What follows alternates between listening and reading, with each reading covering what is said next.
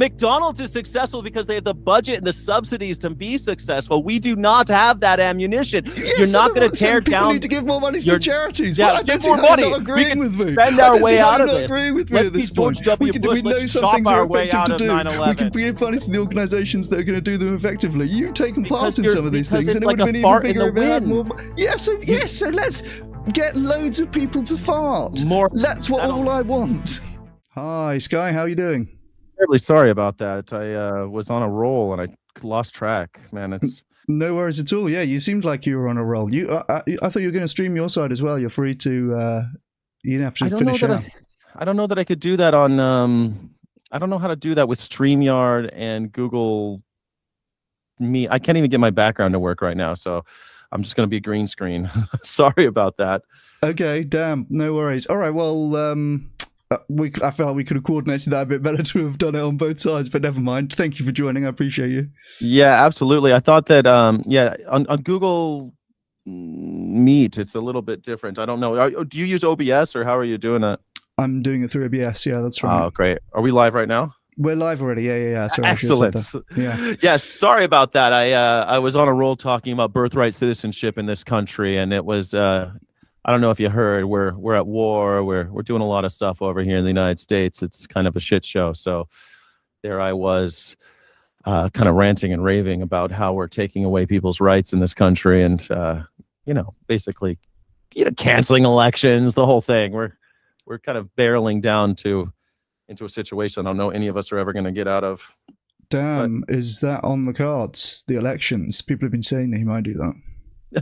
Well, yeah, I mean, the SAVE Act is really scary. What's going on with that? He wants to make sure that people can't. In order to steal an election, you really only have to screw with about 12 counties in all of America. So, you could game the system pretty easily if you can just mess with a couple. You don't have to mess with the whole country. We'll still have elections like they do in Iran. You could have an illiberal democracy pretty easily in this country if you do it, but that's how it goes. Yeah, it's a crazy time to be in America. It really is. Yeah. Well, you certainly have my sympathy there. It's historically bad. It really is.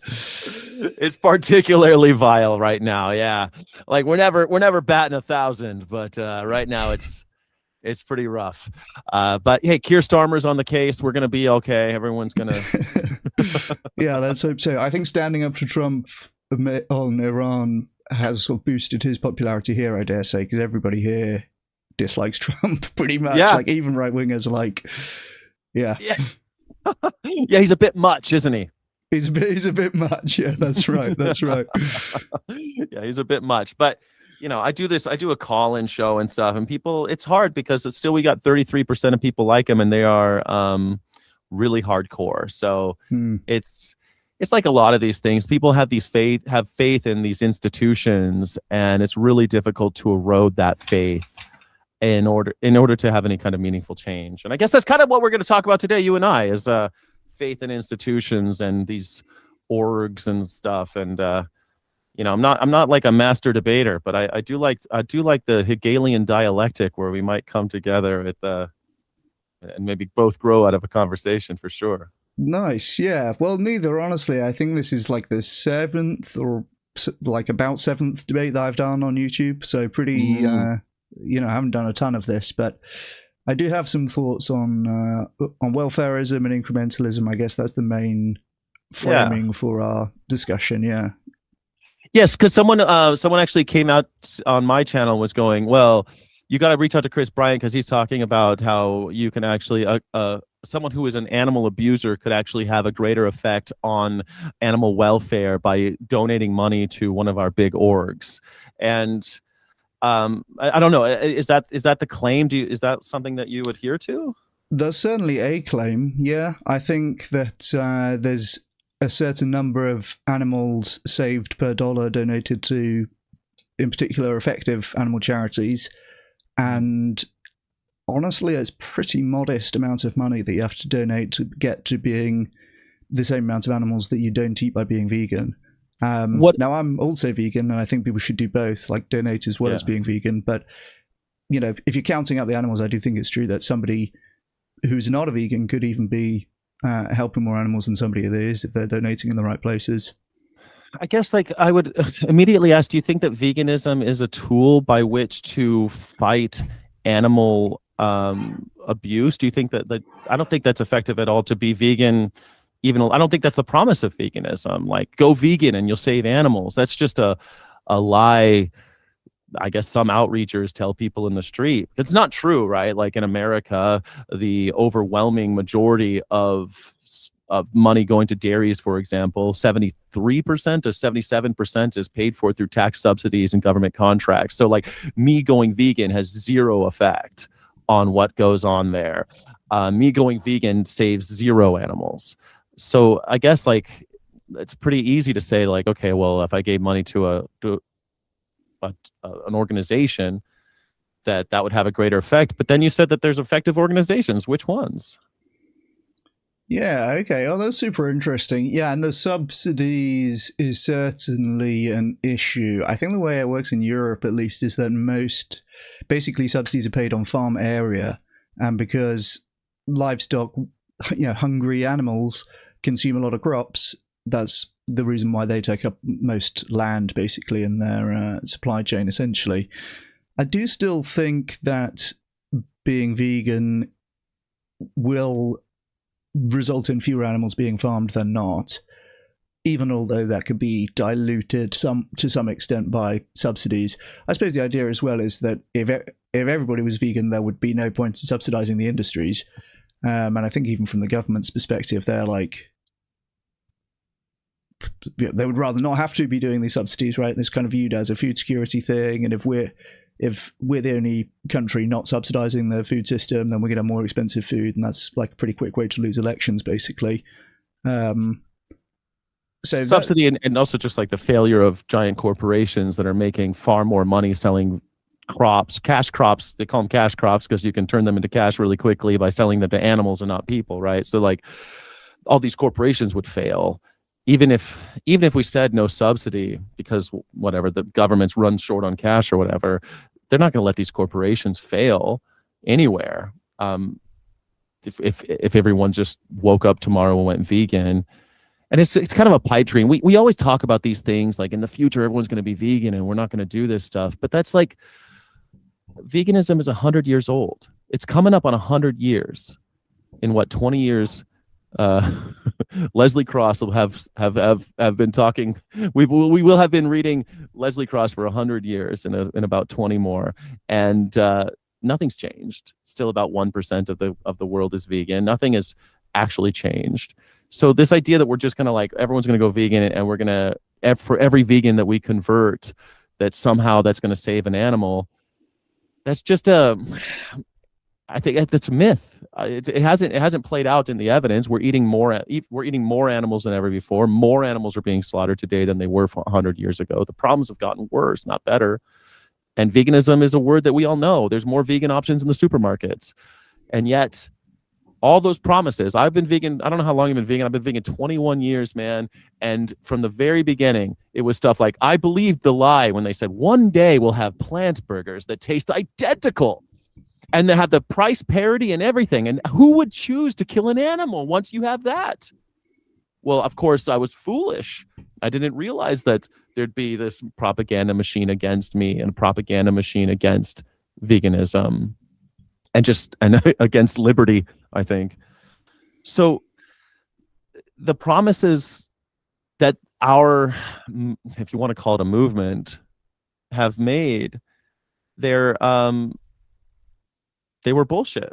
They're lies. And I don't see how even entertaining the idea that going vegan will save one animal is useful at all. And I think it's untrue, Well, I was warned that you'd be good content, Sky, and you are not disappointing. All right, there's a few things there. Well, actually, first, just let me ask, like, what is the point of being vegan if you don't think it has any impact on animals? The point of being vegan is the same reason I don't beat my kids or beat my wife, right? I don't I don't save abused children by not beating my children. I don't stop spousal abuse. You save your children from abuse, right? You save some. No, it's you just don't who stop I the whole am. thing. I don't save them from that because that's not a possibility. I would never have beaten my children. And so I'm not fighting the animal abuse. I'm sorry, the child abuse movement by abstaining from beating my own children. By not beating my wife, that's just an expression of who I am. I'm not fighting spousal abuse. If I want to fight spousal abuse, I'll volunteer at the battered woman shelter. If I want to fight spousal abuse, I'll be an advocate for women. I'll show up in court. I'll vote. There's a ton of ways to do that, right? And we can argue about the efficacy of those things.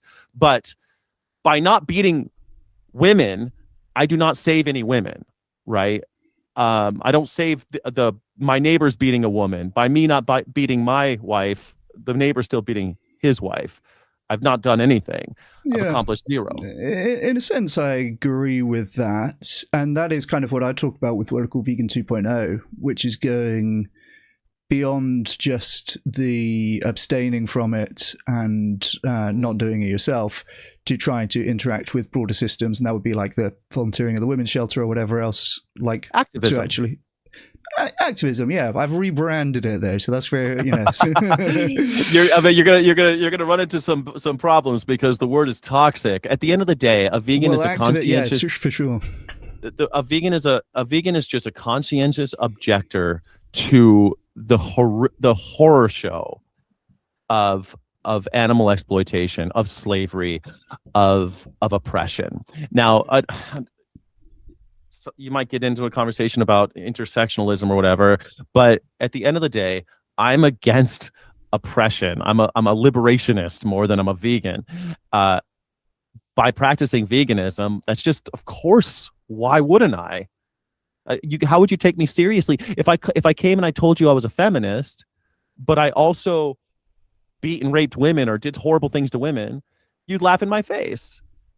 But one of the suggestions you're making is, I think, respectfully, that you might be an animal abuser and call yourself someone who helps animals. You see, like that would be incongruous to say that, well, this person who's an animal abuser gives money to XYZ organization. And I do want to circle back to that because I don't think there's any organizations that are helpful, but or effective, I should say, that if I do that, then I'm actually a good guy or something. You'd laugh in my face. If you said a feminist, I beat women, but I'm an animal welfareist, but I eat animals.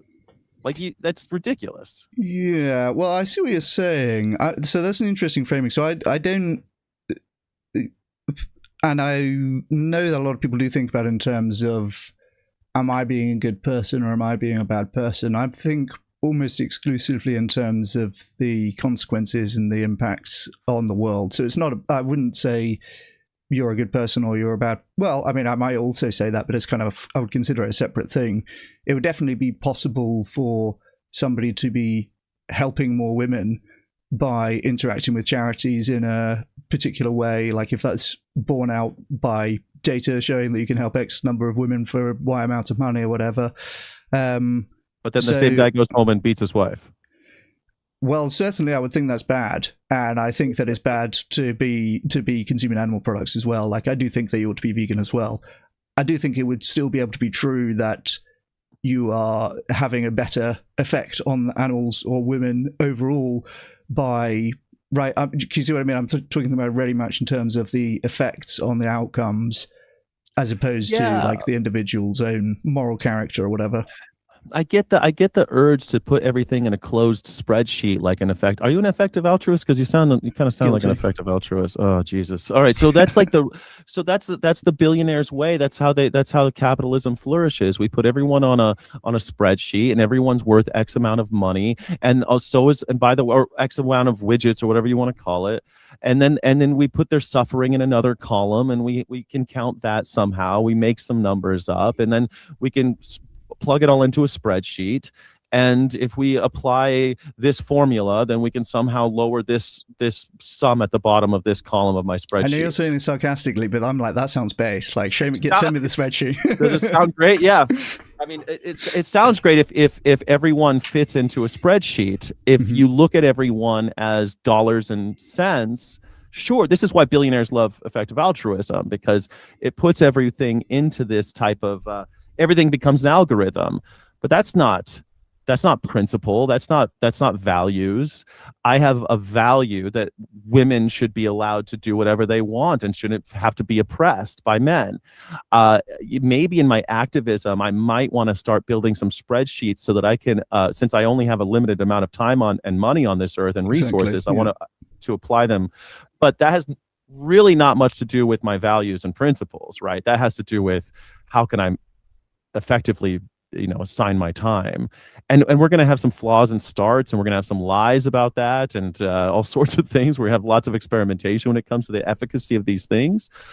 But I feel like we've been doing this a long time in animal rights. Haven't moved the needle much. In fact, it's gone the wrong way. And effective altruists are trying to build better electric chairs for shrimp so that we can kill them more quickly and mitigate their suffering. Well, that seems like a misallocation of funds and attention, if really we should just stop exploiting each other. Zoom out, have some values and principles that we might be able to agree on, which we claim to, by the way. We claim to agree on those values and principles. So let's just align our actions with our values and be done with it. Yeah, I think so. But I think there can be more or less efficient ways to instantiate one's values. Like, the reason that billionaires, to the extent that's true, I suspect it probably is true to a large extent, billionaires like effective altruism, because you can kind of put everything into a spreadsheet and into a formula and everything else. Like, you got to hand it to billionaires. They've been good at doing what they set out to do in terms of making a lot of money. Whatever else you might think, like, they've because been they're avaricious monsters, and we we reward greed and greed and cupidity. I mean, this is something that we're but they've you might disagree with the starting values of, like, my thing is I'm going to try and get as much money as possible and fuck everything else. I don't care about any other kind of outcomes. Like, I would agree with you. That's like an objectionable thing. That said, clearly some people have been very successful at achieving that thing, and I think invariably billionaires and funders of the animal movement will be in tune and sensitive to things like, what's the return on investment in a specific campaign. Like, we want to help as many, and now we're shifting the objective here. We're going to, never mind making as much money as possible, we're going to try and help animals as much as possible, and therefore we need new spreadsheet, right? We need new algorithm. We're going to put it together. And I think that, to me, is a very appealing way of approaching the whole thing, because we are, you and I there will still be animal suffering or exploitation, however you want to think about it, going on when you and I leave this world. Mm-hmm. But we can change the amount of it by interacting in more optimal ways. If we had the option for that amount to go to zero, that'd be great. And I think the only way we ever would get there is by trying to approach zero as efficiently as possible. But we don't have a big green vegan world now button. And in the absence of that, all we have is incrementalism and trying to do things as efficiently as possible and move things in the right. And I don't know, because we've been doing that. We haven't always called it effective altruism, but we've always been doing that. We've been allocating funds through these organizations that just are another hierarchical shit show. And we place everything into this capitalist paradigm that just perpetuates the problem. It's not that different from manumission and abolition. Like, manumission was the same idea. Like, oh, we're going to have softer whips for the slaves. We're going to pass laws that means you got to teach your slaves how to read. We're going to have laws that you can't castrate your slaves anymore. And you might argue, well, didn't that do something great for slaves? They weren't castrating them anymore. But we still had to fight a bloody war to make slavery illegal. And did that solve racism? No. But race-based birthed into slavery has more or less ended in our countries, right? 1833, I think, for you guys, 1865 for us. You know, not that 30 years difference between the UK and America abolishing slavery, and it didn't happen just by incrementally changing things. You had to have these sea change moments, and yes, blood. Yeah. Certainly, yes. And there would have been more and less effective ways to bring around those sea change movements as well. Like there would have been more and less like better or worse designed anti-slavery leaflets or whatever the thing was at the time, right? And I do think this is one thing that we can get into. I'm writing things down. There's a lot that we can kind of circle back to, I think. I do think that that would be like the equivalent of the welfarist measures, where now you have to teach your slaves to read, and you could say, well, fat lot good that is, they're still slaves, like this is still abhorrent. And absolutely, they also found loopholes. They found loopholes to not do it. They would do things like take slave children, drop them off on the side of the road, have them picked up by slave catchers, and then integrated into the same plantation so that they weren't slaves that were born there. And they did all sorts of weird loopholes to try to avoid these laws. Yeah. I think that's similar with a lot of laws, like, you know, if you do end up chasing loopholes like that to some extent. But I would say to the extent that that's to the extent that that is able to be enforced and observed, like, it's not, I think this is the key thing, we can get on to talking about welfare measures, is not just that now there's better conditions for those slaves because they know how to read, but actually it imposes an expense on having slaves now. Now you've got to fucking teach them to read. You've got to take time or pay someone to do that. And so it makes it less economically viable, which is a big part of how slavery came to an end, that it just like wasn't that economically viable anymore. A lot of it was to do with I believe a lot of it was to do with sugar beets being discovered, and now you could grow sugar that wasn't in there was stuff like that, but there was mostly it was workers' rebellions. It was people who saying, "Hey, you're hiring slaves to do a job that was ours, and we're not going to stand for it." There was a lot of that with the gold rush, and some other kind of land exploitation that they were trying to insert slavery into that. Like in California, it became a big thing once they discovered gold.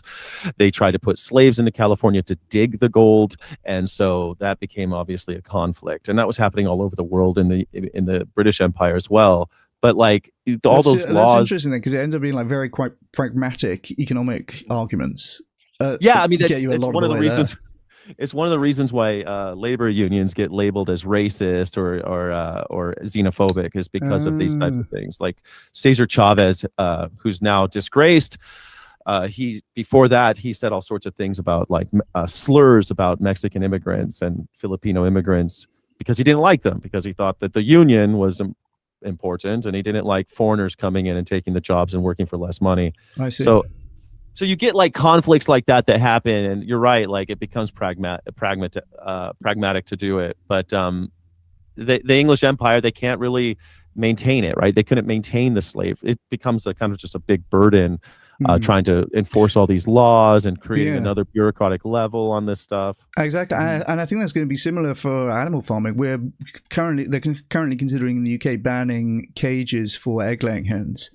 And now an anti-welfare is going to look at that very skeptically. Okay, the animals are still being exploited, and you know, I had a conversation recently. Are they actually better off in cage-free systems? They're still in these like crowded barns. Now they have worse air quality because they're flapping around and rocking up dust or whatever. Higher likelihood of combustion. They burn down all the time because they don't have. That's interesting. Okay. Yeah. Okay, that's fair. But the point is, it makes it more expensive and more difficult to maintain, and it makes it more competitive for plant-based alternatives. Like tofu manufacturers are loving that law, right? Like eggs just got more expensive now. Eggs get more expensive, but then they just become more subsidized, or that becomes a political talking point, or they pass the cost on to the consumer, and the consumer is brainwashed and advertised towards so that tofu is nasty and eggs are delicious. That's how they look at it. All of that stuff can happen and does happen to some extent, but it's a constant battle like this, right? Like you have the propaganda against plant-based meat, for example, but plant-based meat is getting cheaper and beef's getting more expensive, so that's gonna and if nothing else, they have to pay for that propaganda, so that's costing them money as well. Hopefully they do pass on the cost to consumers, but they don't pay for the propaganda. They don't pay for that. They're part of checkoff programs. The The taxpayer, I'm paying for okay, it. yeah, The well, that's bad USDA as well. pays That's for it. I mean, that's just Like, another structural and bad thing that we should be exactly, like, but that's the incrementally fighting system that you're against. supporting with EA. That's the system that Mm, that EA is underwriting. They're underwriting this billionaire class that is made rich and at the very top of I this don't know about hierarchy. that. We're si- Well, I don't think EA is supporting that. Like, there's probably EA organizations. Well, in fact, there are EA organizations that are focused on policy and are going to be like arguing against subsidies and like lobbying against subsidies and stuff like that. So that's part of what animal EA organizations will be focused on, is overturning those policies. So that, you know, like it would all be. I feel like everything can be subsumed into the EA philosophy, where like if there is some problem with some particular theory of change, like welfare doesn't work because even if it puts up costs, there's just subsidies and propaganda or whatever. Like that's just a new problem for EA to consider. It's not that EA doesn't work. Well, why put so many stones on the pond just to cross it? We don't need to do that. We don't have to stepstone all the way like that. Like I see So these. what's the alternative though? It's quite easy. I see cage-free egg campaigns against Crumble Cookie over here. It's like, well, just go egg-free campaign. What's if we have a limited amount of money, a limited amount of bodies to actually protest, we have a limited amount of time. Well, make them egg-free. Why are we even talking about cage-free? Why take that step at all? Because you're hoping that it's a lower bar to pass, but it isn't. You've spent all this time and money to try to get Swanson's animal products to go cage free, and they say, okay, we're going to do it in 5 years. Just shut up, and then they don't do it, and because it's not. They just many of them do it. The percentage of cage-free eggs has gone up massively, and again, like it's got to the point now where in the UK we're going to make this illegal, because 70% plus of our eggs are already coming from cage-free systems. There's not really that much of an industry to lobby against it. In fact, the industry is largely in favor of it, because they're like, we're already doing it. There's some people who are not doing it and they're undercutting us, so we're going to get on board with this. So they can be effective at achieving those ends. If those are the ends, just to have cage free, I find it a little, lackluster. I'm not going to get jazzed. There ends towards further ends as well. I would say that's clumsily phrased. That's just kicking the can down the road. This is just like, I mean, sounds like we got to get the can to the end of the road there. It just sounds like Adolf Hitler saying, like, we got to get rid of those people, and we're going to have a golden age and 1,000-year Reich one of these days. Just trust me, we're getting there one of these days. Well, I'm tired of being told one of these days. They've been saying that forever. One of these days we're going to have a golden age. Donald Trump's doing the same. They always tell the same lie. One of these days we're going to have a golden age if we just do these little things and we get rid of those people. It just sounds like the same thing. We've been doing this for 100 years. We've been trying to work on animal welfare for 100 years, and yet nothing has happened. We're killing more animals. I disagree. Certainly overall animal slaughter has gone up. That's largely because the developing world is consuming more animals than ever. And there are EA organizations working to fix that as well. Right? One of the ACE charities focuses exclusively on China. There's a couple focusing in Latin America as well. When does it start? When do they start making? They should be called eventual altruism. Eventual altruism, because it's not effective, because nothing has been effective. Well, no, I disagree. Look, like with the cage-free thing, we can look at graph. We always look at this graph of the proportion of cage-free eggs going like this. By the way, the proportion of vegans is also increasing very, very gradually. I agree with you. That should be much faster. Why are you claiming that? Because is that a good thing that more cage-free birds? That's a good thing. That's the claim. But there's lots of controversy about whether or not they're actually more distressed. They're actually suffering more because pecking orders. There's no flyaway room. They don't have their own little space. They injure themselves more when they're in these cage-free facilities. Like, I've been to those cage-free facilities. I've been there. I've been to these concentration camps, and we're like, well, it's better than being in. I've been to the caged ones too. It's just a little cage versus a big cage, and there's lots of. If you go to those egg producers, they're claiming that the cage is better for the chicken. So, like, to say that, to chalk that up as a win for effective Largely the reason that altruism. they're claiming that is because it's cheaper, by the way, and they want to do it as cheaply as possible. We want them to do it as expensively as possible. Well, that's ascribing motive, but at the end of the day, they don't care. The largest egg producing nation in the world does not give a shit, because at the end of the day, they want to do it cheaply, right? The producers want to have lower costs. They're subsidized, and they pass any cost to them off to the consumer. And if there's if they have I don't think subsidies just undoes everything, like all other considerations. You're going to be subsidized to some extent. You have to lobby for more subsidies. Like making animal products more expensive is indeed a good thing. It's not just like 100% diluted by the fact that they're subsidized. You say it's a good thing, and I think that's debatable. But is that the goal? Like, is the goal to make it's an incremental animals goal? Yeah. So the goal is to make it so only rich people can eat animals. So that only people that would in be certain a better countries. Situation than like everyone can eat them because they're really cheap to produce because you can do whatever the flip you want to animals. But you haven't changed that at all. You could still do the same thing. You could still do whatever the blip you want to animals because the rich are doing it, and we'll all aspire to be like them. And so we'll just kill smaller animals, just like chickens. If the reason that only rich people can afford animal products is because animal welfare standards are so high and it's so expensive to produce animals, then there are going to be far fewer animals farmed as well as a result of that.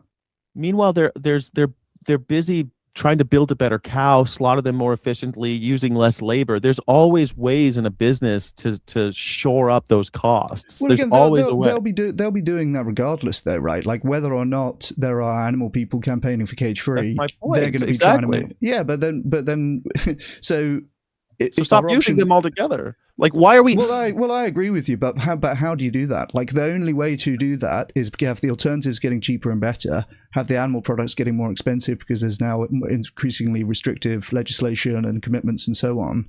You're saying that's the only way. Doesn't make it so. That isn't the only way. There's a myriad ways to fight this scourge. But how else do you do it?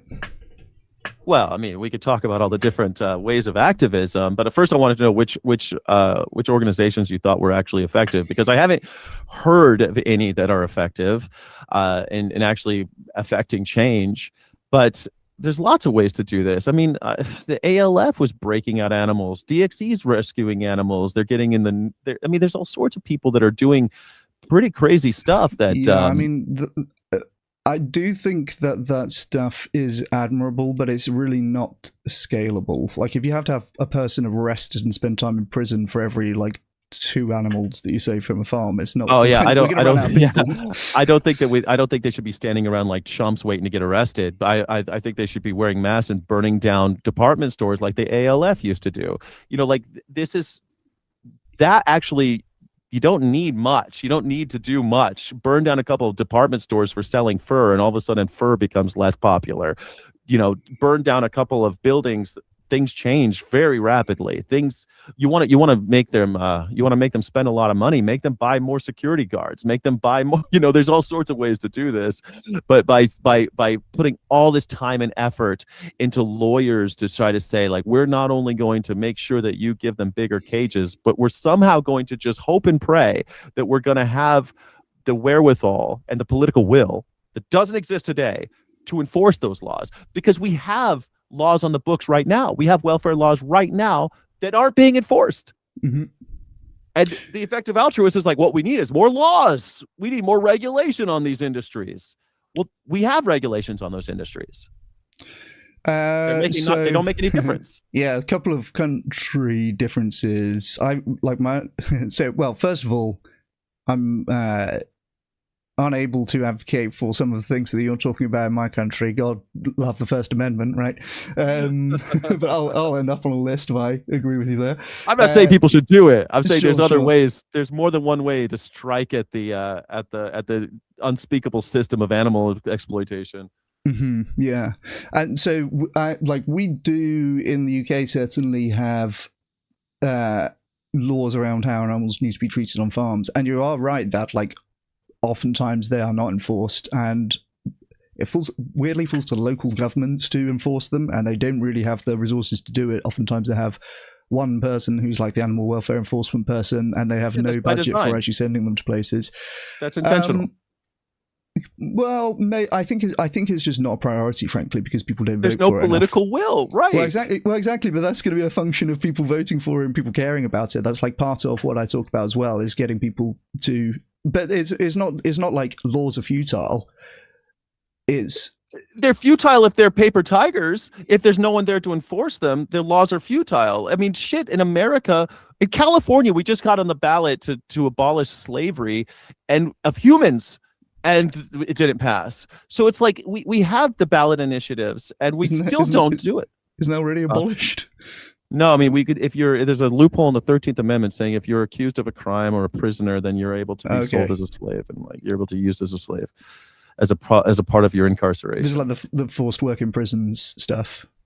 Okay. Yeah, and also they can lend you out to. So a lot of slaughterhouses right now are actually they employ convicts. They're on loan from the prison, and they work all day and then they go back to prison. So they spend all day slitting throats or processing dead animals.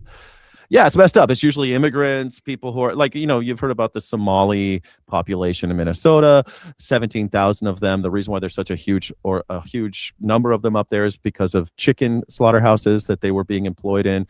Like, they poor people, and they use them as, very cheap labor or slaves, on loan from and ICE is doing the same thing right now. We're incarcerating people, again, immigrants, undocumented workers, whatever you want to call them. And we're loaning them out for $1 a day to agricultural concerns. So, like, California had it on the ballot to get rid of it, and it didn't pass. And not to go too much on that tangent, but if we can't get that passed, how the hell? And we haven't even made the argument about why animals shouldn't be slaughtered, why they shouldn't be bought and sold, why their liberty matters, why liberty matters at all.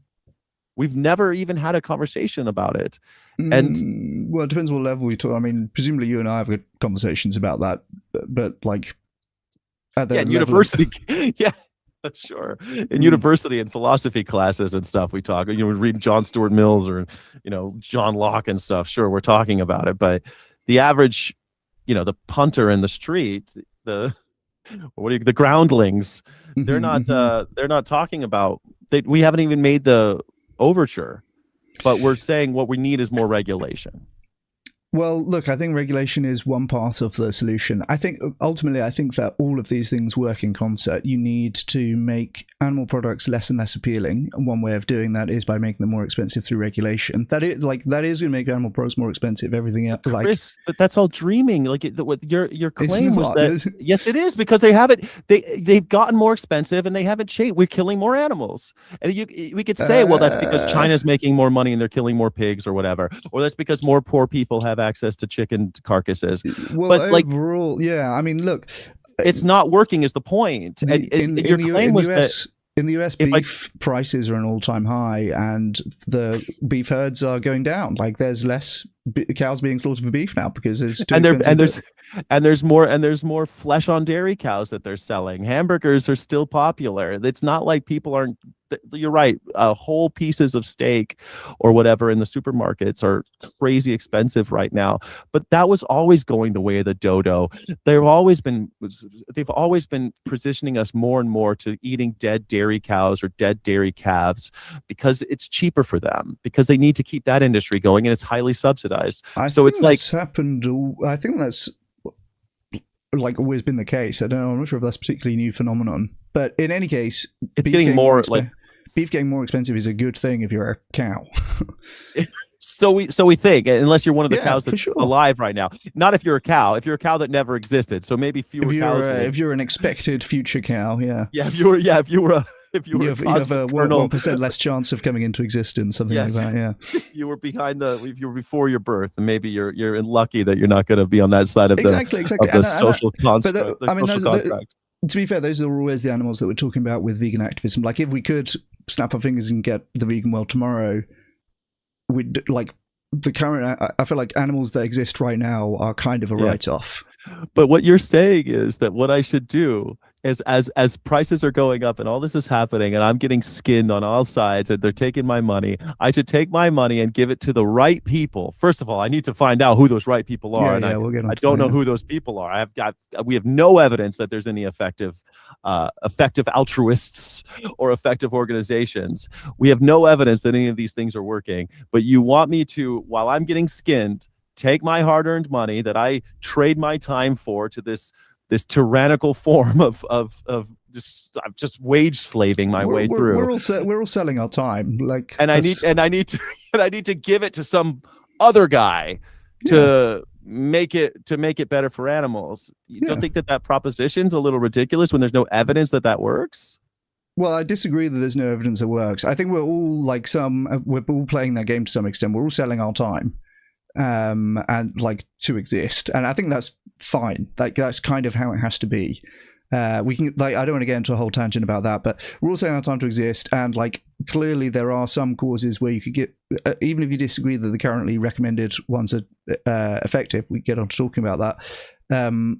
Clearly there would be some places where you could put your money that would reduce the number of animals going into the farming system, right? You tell me. I don't see it. We have more animals. We've been doing this for 100 years. Also, the fact that there's more animals now is true largely. Now, again, I think it's largely driven by developing countries. Like meat consumption in the UK is going down. I mean, it's always convenient to blame the global South or the the politically vulnerable. I mean, it's just a statement of fact that meat consumption is going down. Especially with your accent, I enjoy it particularly. Yeah, all right. It's all those poor people fault in the Mr. Gandhi. All right, we'll get to that one. Just a joke. No, but it is convenient to always be. It's like people with climate change. They blame the third world. They blame the developing country. Why should we? Like we're doing all these things with wind turbines. Yeah, look, it's not about blaming. It's not my fault and it's not your fault. Whatever happens here, right? We're both vegans, so we're not contributing to this in any case. But it's just an observer. Exactly right. It's just a statement of fact that meat consumption in the UK is going down. Meat consumption in China is going up. Like that. I'm not saying therefore Chinese people are bad or something like that. Like it's just that's just the reality. No, but what's funny about it might be the reality, but the same culprits are at work. You think like the way that's happening, if we develop their taste for pork, we're the ones that did this. It's just like it's just like Keir Starmer getting on TV and saying the Iranians they're stuck in the Stone Ages and whose fault is that, right? Like the Anglo, what they used to call it, the Anglo-Iranian oil companies and British Petroleum and American interests. We're the ones that drew those borders in the Gulf states. We caused that problem, and then we blame them for when we get to that point. Maybe. I mean, I don't know too much about that. It depends on the problem, right? Like, no doubt, both of our countries have our fair share of blame for like problems around the world. I'm not going to have any argument with that. But why? I don't think we caused pork consumption in China. We did. We absolutely did, because we want to sell them soy. We want to sell them wheat. We want to sell them our grain. And so we developed this. And I know England, UK does it. UK is more about moving the money around. But at the end of the day, the money from those industries come back to the United States, come back to London and New York. And that's the game that we've been playing for a very long time, that we push our taste onto other countries. We sell them the ways to do it. And we make a shitload of money, and we stay in power. I mean, this is how we've I mean, I don't know about that. Look, my only point saying that, and what I didn't get to saying is that even if overall meat consumption is going up, which it is, it could go up by more or go up by less, like depending on what else we're doing. So if we're successfully passing laws, doing successful vegan activism, like moving things in the right direction, we can mean that meat consumption is going up less than it would be if we weren't doing those things, right? I mean, again, there's no evidence of that, right? Meat consumption is going up, and we can wave it away and say, well, that's the third world that's doing this, or whatever we want to call it, the global South or developing nations. It's all their fault that this is happening, and we got nothing to do with that. We're passing laws here. We're the good guys. It's just like, it's like, I'm not thinking about in those terms. I'm just like describing where this is. I'm not like the UK is good because meat consumption is going down. No, but you're using it as an excuse that I think is unfair. I'm not saying that you're demonizing them, although there might be a little. I'm not at all. Look, even if meat consumption was going, let's say that meat consumption it was going up in the UK. It's not, but let's say that it was. It would still be the case that this could be going up by even more, or it could be going up by less, depending on what we do. Like, you might, like, let's say that I'm putting on weight. Let's say that I'm getting fatter, right? Yeah. I'm getting fatter, like, whatever I'm doing with respect to my diet is not eating, and therefore, fuck it, I may as well just eat as many cheeseburgers as I want. Like, no, you'll get even fatter if you do that. So the rate of, you're trying to affect the rate of change, and the fact that you're going, like, things are going in the wrong direction currently is not evidence that, like, whatever I'm doing with respect to my diet is not having some positive impact on that. Yeah, but I mean, this is like when America outlawed the importation of slaves, and there became an illegal slave trade.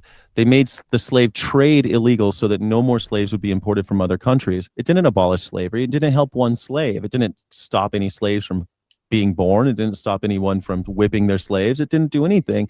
It just slowed down the bleeding, I guess. It just stopped. But that's better than faster bleeding, isn't it? I guess, but I don't think that that's a rallying cry. I mean, I think somebody has to be holding the flag and saying, no, we've got to have a direction we're going. If that's the goal, just to slow down the bleeding, that's not very... Well, I will grant you that, like, the kind of stuff that I talk about is not particularly exciting. It's not particularly fun. It's not like paradigm shifting or convention busting or anything. I'm like, donate to these efficient organizations and post on social media and email company executives. Like, it's not that fun or exciting or like out there or wacky or whatever, right? But you're trying to inspire them, but you want to separate them from their money, and then you're promising them something that had the facts don't bear out. The evidence, there's zero evidence that effective altruism works. The welfareism is working. It's gotten worse. Yeah, I disagree. And okay, we could go play who's on first again and again. Oh, it's a third world or whatever. But we've been doing this for 100 years almost, and it's gotten worse. It's not gotten better. And we're just going to give it a new name and call it effective altruism. We're going to have more elaborate spreadsheets, and we're going to talk about suffering and Peter Singer and the rest. And it's like, great, but you're still trying to inspire an impoverished class of people to give you money, give somebody money. Again, I don't know which organizations you're talking about. Yeah, well, let's talk about that, because you said it a few times. So there are organizations that are consistently, by different raters and at different points in time, always considered amongst the most effective. Pardon me. One of those is the Humane League. What I recommend giving to is what are like the meta charities. So Animal Charity Evaluators, for example, does what it says on the tin. They are doing the evaluation of the animal charities, and they'll have a fund that is given to those charities that are considered to be the most effective. The reason that I recommend giving to that is because it updates. It's like giving to the philosophy of put the funds wherever they're most efficiently reducing animal suffering. And so if a particular, like if there's some new evidence that, hey, we thought this thing was effective, but it turns out that other thing is more effective, your donations will automatically be updated towards this other thing. Whereas if you're giving to a particular organization or particular intervention, you're kind of tied to that. It becomes like insensitive to the change. But if you give to animal charity evaluators or to EA animal welfare funds, that is on ongoing assessment of what are the most effective things to reduce animal suffering. And therefore, it's always going to be reflecting of the best evidence that we have on that. It's like the S&P 500. I can just give money to it, and over time, it'll just make my small investment to assuage my own misgivings about how we treat animals, and I can go and feel like a good person. Investing in the S&P is pretty good advice, isn't it? Well, it is, but except this isn't that, right? I'm making the comparison because this isn't the S&P 500. It's just a version of that because we like the S&P 500. We must be able to do that for animal welfare. And here I'm saying, no. You can't outsource this type of thing. You can't outsource all of this. Then why isn't it working? We've been outsourcing it for 100 years. I disagree that it's not working. Well, look, Animal Charity Evaluators only started in 2016, I believe. And like the whole phenomenon of let's try to do effective altruism and like focus on what's the most effective ways of achieving the ends that we want in terms of altruistic ends. That's is branding, a relatively recent phenomenon. No, it's not. That's just a new branding. That's not a phenomenon. We've been talking about animal welfareism for a very long time. Even the Vegetarian Society was talking about animal welfareism. I don't think that there's been a systematic method of saying, okay, let's evaluate which interventions work and which don't. Like this is a pretty recent thing in the last decade or so to have had got more given the resource. sophisticated. Yeah, well, that's good. And even in to have the 2005, resources. because that's the thing, man. I went to vegan in 2005 and we were already talking about this. Hey, if you give this many, if it's just a numbers game, if I give this many flyers out or leaflets, this many people will get them, and this percentage of this will actually hear it, and this percentage will. I mean, it's just the same argument that we've always been having. It's just more sophisticated spreadsheets and more money changing hands, which probably is the real motive here behind this. I mean, Well, I it's disagree just with that. Look, largely people working in charities are taking a much lower salary than they could if they work in the private sector. I don't think people are like cynically driven by money on these things, really at all. no. I don't think that. Okay, like I mean, there are people who are mission driven. I worked for multiple animal organizations now. Yeah, And there are I would people that say are that's all of them. I think the number of people working in animal charities who are like, "Hey, I'm going to do this because it's like this is going to be the highest earning career opportunity." I think that number is 0%. no, but it becomes something like 0%. I don't know. I mean, a lot of people will. It's a collection of individuals. At the end of the day, everyone's got their own motivation. It's usually not to make a bunch of money, although there are a bunch of people making plenty of money at this. But I still, disagree with that. So, anyone working in a charity is leaving money on the table compared to what they could be doing with their career otherwise. it's not true at all. I mean, we have giant organizations like Red Cross and St. Jude's, and there are plenty of organizations that are charity organizations that people at the top are making shitloads of money. You have to be able to attract them. You can't run these organizations. Yeah, but if they were working in the private sector, they'd be making fuckloads of money, and everyone knows that's more than shitloads. Charity organizations, yeah, fuckloads and shitloads are two different worlds, I guess. No, it's not the case that they like. What happens is you end up having a different mindset when it's nonprofit, but that's not the same thing as saying we're not here to make money or we're not here to make sure that we get our biggest piece of the pie, because we know that the pool of money is finite, and so each organization is pitted against one another in order to get their biggest piece of the pie, and they're in competition. It just becomes another capitalistic endeavor where we're all at each other's throats, and Mercy for Animals talks shit on PETA and PETA talks shit on DXC. Well, look, I agree that the charities are in competition with each other for. By the way, we're coming up on the hour. I don't know if you have somewhere to be or like have a hard out or anything like that, but just want to put that on the radar. No, I agree that charities are in competition. You are right about some things there. Like people think, oh, non-profit, that means they're not talking to finance. Like, no, that's not true. They still have to pay salaries. They still have bills to pay. Like they are going to be concerned with getting finance. They can put gas in the tank. They all that stuff. And then also that they are in competition for the same sources of funding, basically. And again, I think that's basically a good thing. But only in so far as there is some way of measuring how effective they are. Because let's say that there's some X amount of money everyone altogether is going to be willing to give to animal charities, and these different animal charities are in competition for that finite amount of money. Now, until you have a system like effective altruism in place, where you have some systematic way of saying, okay, this is what we think is the best use of money to help animals per dollar. This is what we think is like the most effective organizations doing those interventions well.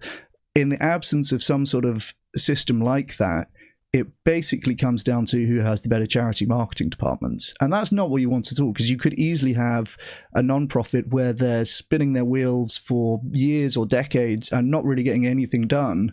But because they have people who are very compelling at selling the message to donors, they can keep the lights on, they can grow, they can employ more people.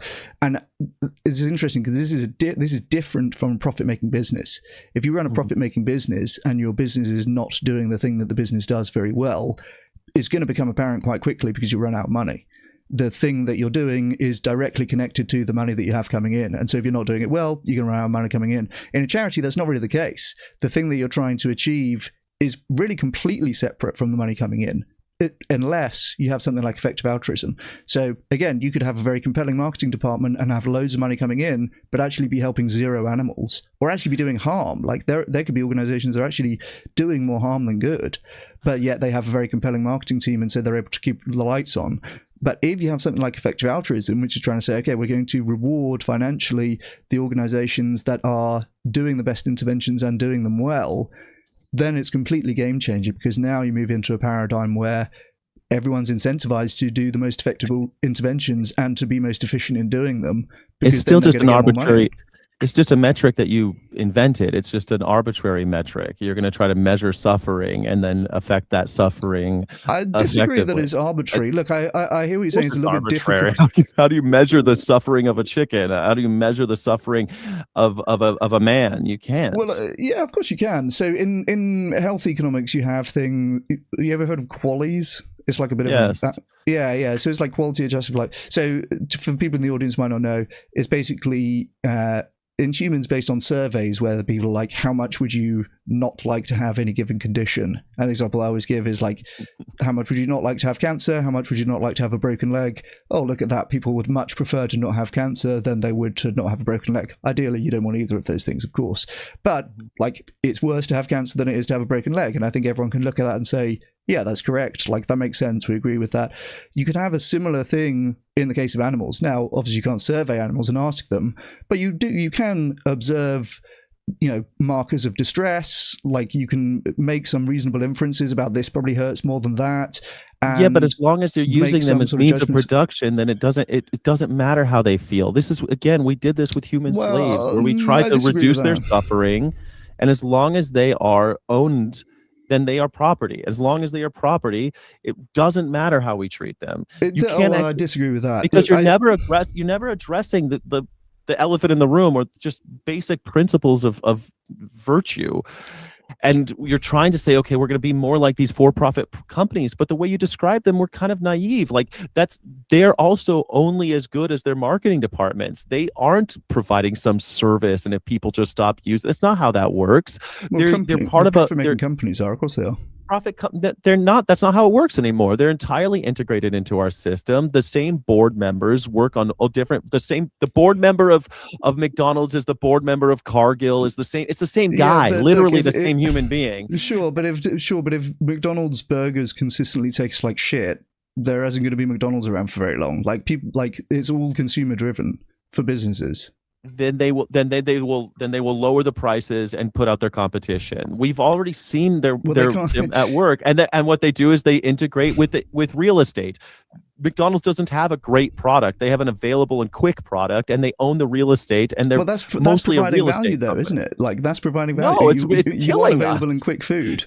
It's murdering us, and the way that works is that they are integrated with the soy farmers of America, integrated with the chicken farmers of America. They are a spaghetti monster who's got their tentacles in every asshole in America, and there's nothing. There's not like you could just stop going to McDonald's and kill McDonald's. As an individual, no, but if everybody decided to stop going to McDonald's, obviously that would kill McDonald's. Yeah, but that's putting things onto the consumer, the consumer, as if we're going to have. Consumers do drive this stuff. Consumers do. I hate the stuff about 50% of greenhouse gas emissions are just by these 10 companies or whatever. It's like, that's because people are buying their shit. That's because people keep filling up their cars with petrol. Like, it's not. You don't have a choice. Well, of course you do. You don't have some oil executive who's just like, I'm going to just pollute the environment for a laugh. Like, they're doing it because there's a massive demand for it. If they weren't doing it, somebody else would be doing it. Like, it does come down to us as individuals and as consumers and as voters, and what kind of world we want to create with our money and with our votes, but mainly with our money, because we don't vote that frequently, and when we do, we're normally not in swing seats and stuff. The will of the people is constantly undermined by conspiracy. We had the longest light rail in the world in Los Angeles, and it's gone now because of conspiracy. Basically, oil companies, tire companies, and motor companies got together, bought it all, and ripped it out. Like, that wasn't because the people wanted to do that. It was a popular system. It was being used. The consumer didn't matter. The consumer doesn't matter at all. As soon as the consumer wakes up to these injustices, they're brainwashed the other way. They're inundated by 10,000 ads a day, and we're saying, well, if we just give $15 to the right organization, then we're going to have put some dent in that. No, because we haven't even addressed the basic human values of this. We can't buy our way out of this. We can't outsource this to politicians. We can't buy our way out of it. We can't not buy our way out of it. We can't boycott our way out of it. We have to inspire each other to actually get together and do some hard things. And it's not going to be just, I'm not preaching violence or anything like that, but it's not going to be, let's outsource this to the superheroes. Let's outsource this to lawyers and politicians. I mean, how great is it to think that in America and in England, we can just take our money and pay someone else to do things? Like we're gonna get the same problems. We're doing that right now with animal torture. I don't want to torture an animal, but I'll make enough money where I'll pay somebody else to do it. Well, that's the same thing. I don't want to actually confront my values and the effects of what I'm doing. I want to pay someone else to do that. Well, there's all sorts of things that we pay someone else to do, and that can be a good way to get things done. And I think that is like the philosophy of paying professionals who work in charities to try and achieve to the ends that the charities are trying to achieve. And why isn't it getting done? I mean, it is getting done. Well, St. Jude's has killed. St. Jude's has cured something like 14 forms of childhood cancer, and yet we've done nothing. We are consuming more animals. It's getting worse. Welfare conditions are getting worse. Okay, so do you think that charities in other sectors can get things done? Maybe. I think that maybe, because I think that we have a political will to help. We have a political will to help childhood cancer, right? We don't like cancer kids, and so we're actually going to try to do something about that because the people have all decided that's something we want to do. The thing is, I mean, look, I agree with you. I agree with what you're saying in the sense that let's say like the average. What people want basically is reflected in political systems and also in commercial, well, you didn't say this, but is also reflected in commercial systems. The reason that McDonald's is everywhere and profitable is because people do want cheap and fatty food. Like that is what is driving that. And so I think it is told to want it, and their choices, the alternatives have been limited, right? It's a double whammy. They've been told to want it. They've been told this is normal. They've been raised at a very young age. When I was a little kid, I was taken to McDonald's. There's all sorts of nostalgia, all sorts of shit going on, and meanwhile I agree with that, but I can't go next door to get a soy burger, right? There's no other option. If I go to we have McPlants in the UK, so we don't. We don't. I'm glad that your little island's got so many awesome options. We ain't. We don't have that shit. You'll get there. You'll catch us by my house. I could go to. I got lots of choices. I got Habit Burger, McDonald's, Chick-fil-A, Del Taco, and guess what? It's the same dead animals in all of them, and none of them have a vegan option. But there's a line of fast food. Obviously, if everyone was demanding vegan options, they would, right? And they did for some time, and that was, has been a brief candle for some of them. Those vegan options have largely stuck around in the UK. But obviously, again, that's consumer driven. Like if there's enough people, if 10, 20, 50% of people are like, we're going to be vegan now, we only want vegan burgers. But hell yeah, McDonald's is going to be selling a vegan burger. It's not just consumer driven. There's less opposition. You don't have a machine killing soy burgers. You don't have a machine. Of course, we have a livestock lobby as well.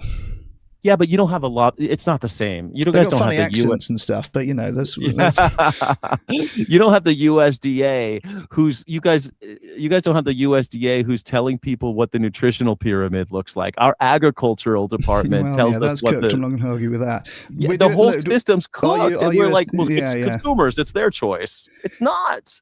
Well, look, there is a lot of other stuff going on, but like as an individual, as a man on the street or woman on the street, or they, like the main way that you interact with the system is by what you spend your money on.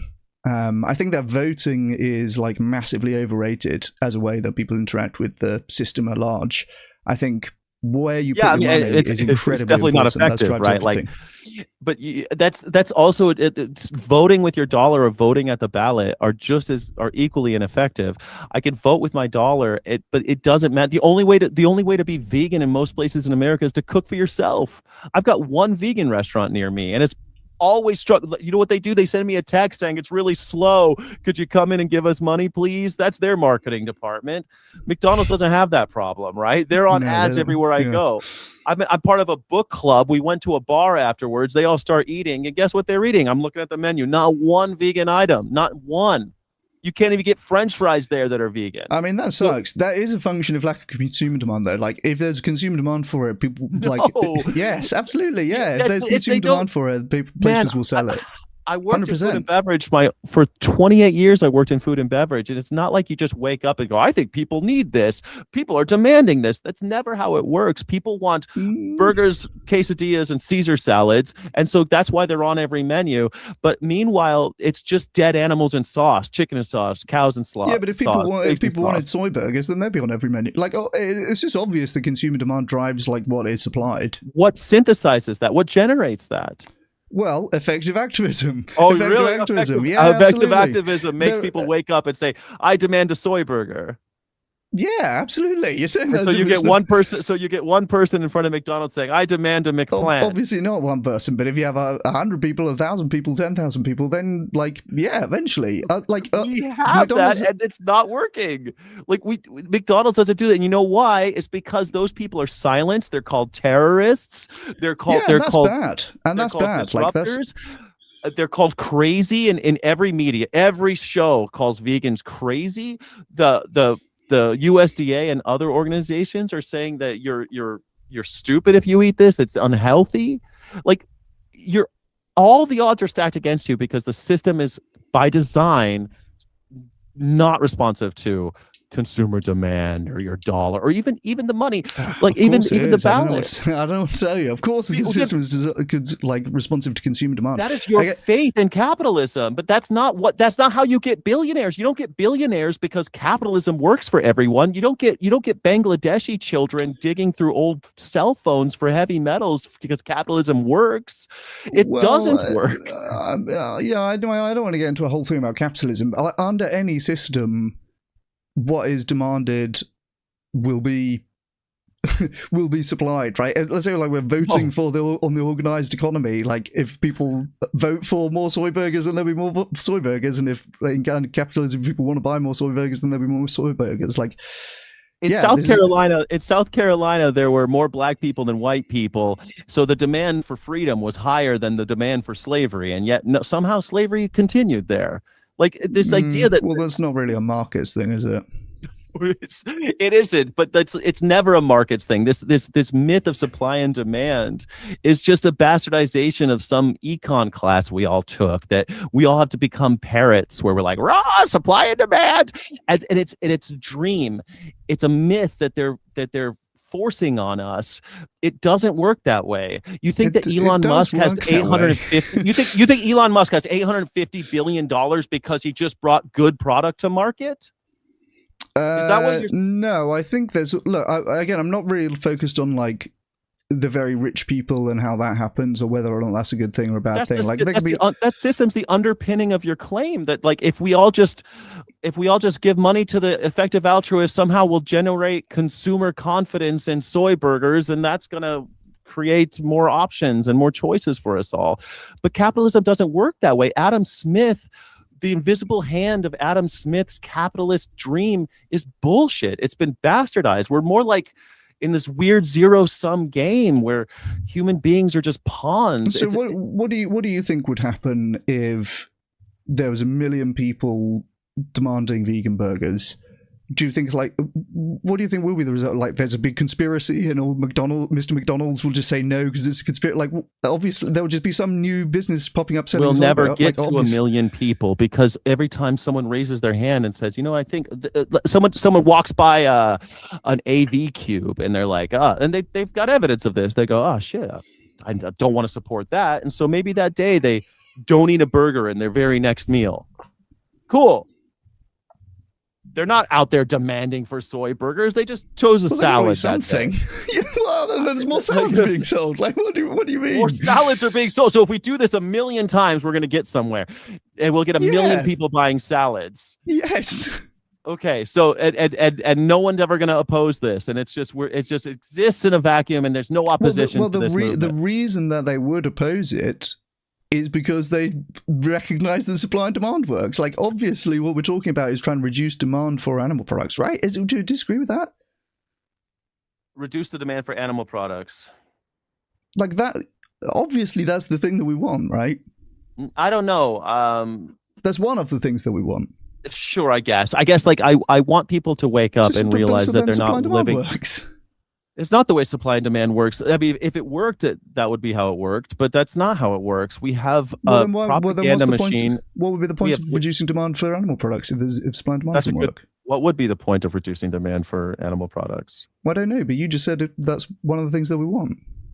I guess because I want to save animals, but at the end of the day, yes, I mean, but that's, yeah, I guess, reducing to say, like, I don't want to be a monster and say, like, oh, of course I don't want to reduce but that's not what my end goal is. I'm not saying that there aren't other factors at play. Like, obviously there is marketing, and obviously there's lobbying, and obviously there's propaganda. Like, I totally billions of dollars at stake. 100%, yeah, 100%. I totally get that. The outcomes that we are talking about are to do with supply and demand, though. Like, we are trying to reduce demand for animal products. The lobbying, the brainwashing, the propaganda, which is expensive, by the way, that someone's got to pay for those Super Bowl ads in the New York Times full page saying that plant-based meat's ultra-processed and all this other stuff. Like, that... So, like, they're paying for that because they recognize they're trying to affect supply and demand. Like, we are trying to reduce demand for animal products because we're trying to reduce the demand, reduce supply of animal products, and that's going to mean that fewer animals are on factory farms. By browbeating consumers, I guess, and trying to get them to choose, Yeah, but by browbeating, by guilt tripping, yeah. But wouldn't it be? Yes.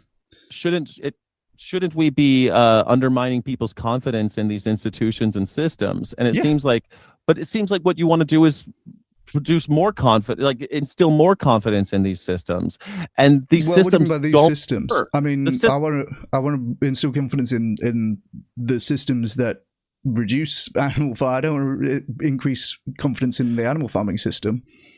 It's the same system. Like, you're asking people to go and give money as if we have stand a snowball's chance in hell against these multi-billion-dollar multinational corporations that are bribing our president. And like, JBS was the largest contributor to the inauguration fund of Donald J. Trump, $5 million. 6 months later, they're traded on the NYSE, even though it was illegal for them to be traded on the NYSE. Because of their bribery in Brazil. JBS is the largest animal production company in America, and they're owned by a Brazilian company, bribing people down there like Bolsonaro and bribing our president. And we're like, well, if we just give enough money to the right guys, then because then what if Mercy for Animals was what if Mercy for Animals was the biggest contributor to the inauguration fund or whatever? But I always thought that was a bit of a weird thing that existed, by the way. But that's a different. But what if animal charities were the biggest contributors to these political campaigns? Then they'd be beholden to our interests.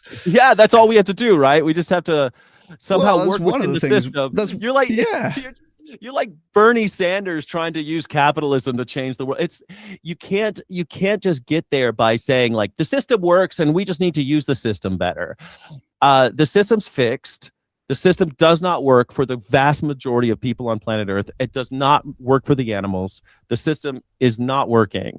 And the effective altruist argument is, if we just use it more effectively, then we can affect change. What do you think would be the effect of, what do you think, like, let's say that I successfully persuaded 100 million people to sign up and give, $10 a month, and then that ends up being whatever it would be, 12 billion or whatever, like some massive. Let's say that we've successfully persuaded a lot of people to give money to charities, such that now we are 100 or 1,000xing the amount of resources in animal charities. Don't you agree that we would be able to use those resources to affect consumer demand, increase regulations on animal farms, reduce the number of animals being farmed, and reduce their suffering? If you had the superhero talent to convince 100 million people of anything, let's say you just instead of trying to get $5 out of each of them, if you had 100 million people that you just said, hey, maybe you should think critically, question authority, challenge this system, stop being part of it, abandon this hope that capitalism's going to save you and somehow you're going to join the billionaires club. If you started engaging with them, it's not about they're going to join the billionaires club. I'm like, we're going to help animals here. We're going to save animals. No. I just add that on as another one of these myths that people believe in when it comes to this system, that they think that if I just buy the right thing and do the right thing and someone's going to love me and I'm going to have like this. It's a system built on manipulation. And if you have that power to manipulate people, somehow you can just do it with 100 million people and somehow do it despite all of the hundreds of billions of dollars being spent in contradiction to what your claims are. You're able to do 100 million people. Like, maybe just, you wouldn't have to do that big of an ask if you're that convincing. You wouldn't have to do much. You just teach them to just say, hey, maybe you should live by your own values. The values that you espouse, live by them. It might be a little harder. Well, you might have to cook for yourself. Now, listen, I can't persuade 100 million people, not yet. We'll get there. We've got 13K subscribers. If we just get $15 from each person. Well, here's the thing, right? This is my theory of change. Okay, we're gonna like increase the number of people that we can influence, and given that we can't get to 100 million straight away, we're gonna like start with some very small numbers. What's the most effective, or like, I guess most effective, I guess, is really most effective to lowest effort way that people can engage. That's mainly what I talk about. Like, all the things I talk about doing are like pretty low effort. Giving to charities, you set up your direct debit, you're done. You don't ever have to think about it. Like, if you can afford to do that, that's it. That's the easiest and the most effective. Then also talk about posting on social media. Again, like, pretty much anyone can do that. And then I will also talk about taking part in organized online activism, which is basically mainly commenting on company social media things, emailing company executives, emailing company stakeholders, and stuff like this. All pretty low effort, all you can do from your computer, do from your sofa, do from your phone, whatever, right? And it is going to affect a lot of animals. And so, given that we can't get to 100 million people, not yet, let's say I get to 1 million first, if I get 1 million people doing those things, that is going to change the game. That is going to like put the vegan world in sight. You forgot prayer, because prayer works too. It works as effectively as all the things you just mentioned. Prayer works, guys. It'll save animals if you just pray extra hard. No, if I had the ability, if I wanted it, I see no evidence that any of the things that you're describing help either. Again, the numbers are getting worse. Perhaps we need a shift. Look, the numbers getting worse is not evidence that the things I'm talking about do not work. First of all, we haven't been doing these things but there is for no very long evidence or a very large scale. But there is no evidence that it's working. Yes, there is. Yeah. And why is the problem getting worse? Like, it's not getting better. But that's not. Yes, because it would be getting even worse. First of all, it's because hardly anyone is doing the things I'm talking about. If 1 million people were doing the things that I'm talking about, I don't know that it would. A million vegans posting online. Probably there's probably 1 million vegans posting online about how it sucks to kill animals, and most people, or that it's healthy. Most vegans are all about health these days. But that's better. But that's better than if there wasn't. And again, I don't like. The fact that things are getting worse, and the fact that there's more animals slaughtered each year, that is not evidence that therefore no activism works. But if you're going to put all this effort into something like convincing 1 million people of anything at all, you might as well convince them that the system that is enabling the exploitation of animals and the exploitation of themselves and the exploitation of their children and the exploitation of immigrants and all the people that they claim to care about and the exploitation of the earth itself. Maybe you just convince them that we need to stop investing in that system. Maybe convince them that we don't need to be praying to the likes of Elon Musk and hoping that we become him one day. What does that consist of? Like, practically do it, like practical. I say, like, here's my slogan: give more, share more, and do more. And it's very practical. It's very down to, like, I can tell you the websites to go to. I can tell you the organizations to give to. I can give you things that you can share on social media. It's very, very actionable. It's very practical. It's very tangible. What does it mean to stop believing in this system? Like, what do you guys want people to do? Yeah, what do you want them to do? Burning down a Macy's, like. I mean, sure, burn down a Macy's if you'd like. I don't want to say to burn down a Macy's, but I mean, you don't want to say not to do it. It's just, I mean, hell, go ahead and burn them down if you want. But rough day for Macy's. We don't really have many more Macy's these days. I don't know. I think they're closing the shop. But first and foremost is to question authority, question those in charge, and not allow them to have authority and force them to justify the power. But what does it look like? What website do I go to do that? Well, I'm trying to get you to do it yourself. Don't just go to a website. Don't try to outsource. What is it? Writing to my MP? Going to a protest? What? Yeah, I mean, holding your representatives in power is certainly, I think, as holding them responsible and holding them accountable is definitely holding yourself accountable, letting people know that you can't just. We're entering a time right now Yeah, but where that's all. It's not tangible though. Like what I'm going to make a to-do list for this afternoon. I'm going to do Sky Morgan's like guide to activism. I could tell you, go to this website, give money here, share this on social media, and email this thing to this person. Like mine is a very, very tangible, actionable. I feel like yours is like not. if I don't know if it's as tangible because I don't have the. If you want to give money to make yourself feel better, go ahead. I think Well, it's that not you about should making be. yourself feel better. I Kind of. probably feel better if I spend all that money on drugs, honestly. But like, I don't know, not for a little while, maybe for a couple minutes, but like at the end of after the end of your binge, you might have thought maybe I could have spent my money better.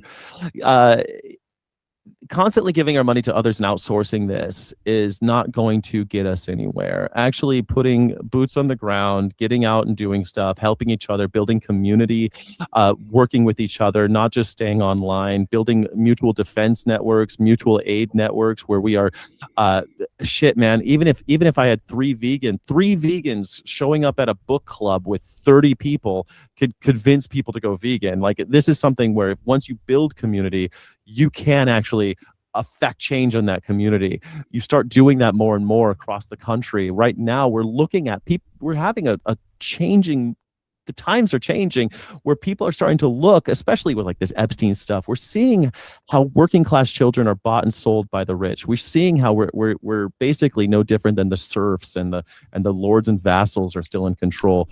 We could overthrow them. It's not that hard. There's only 900 billionaires. We've got 100 million guns in this country. Like, this isn't. This is a pretty simple math problem.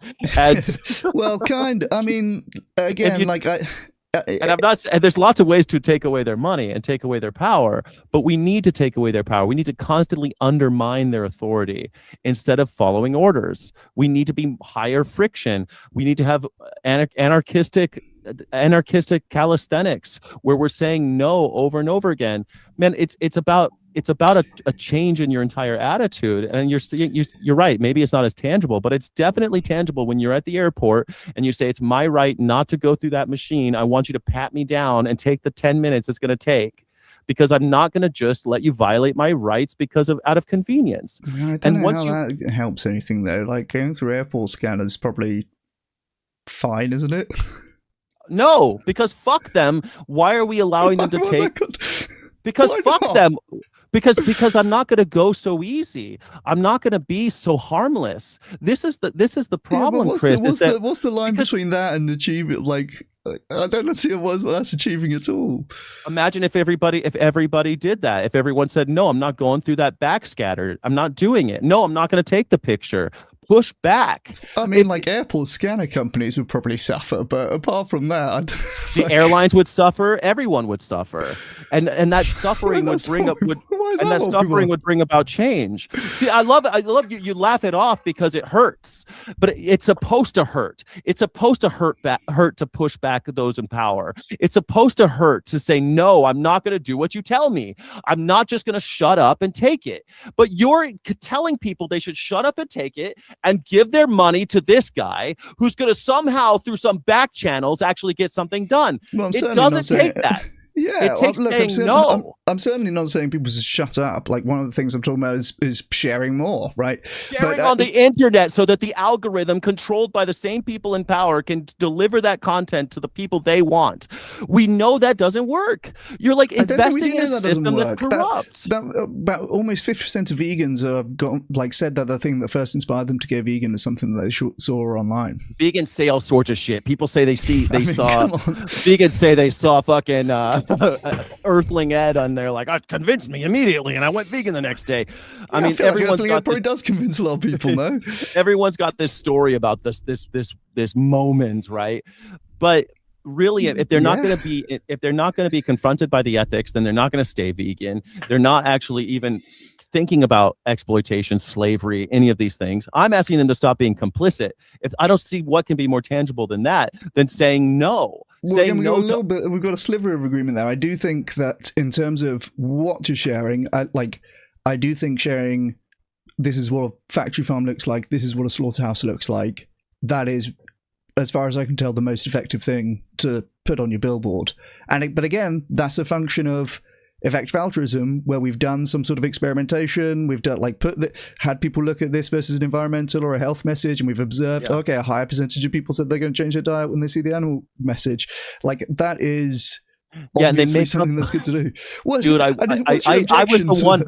was the one that drove the Hell on Wheels chicken truck across America. I went to I think 40 states. That's excellent. But you know how they funded it was through effective altruists who said, how many vegans will we change? Well, as you're driving around America, you're going to see this many cars are going to see you. And it's just the same metrics, right? that McDonald's is using with a fraction of the budget. McDonald's is very successful.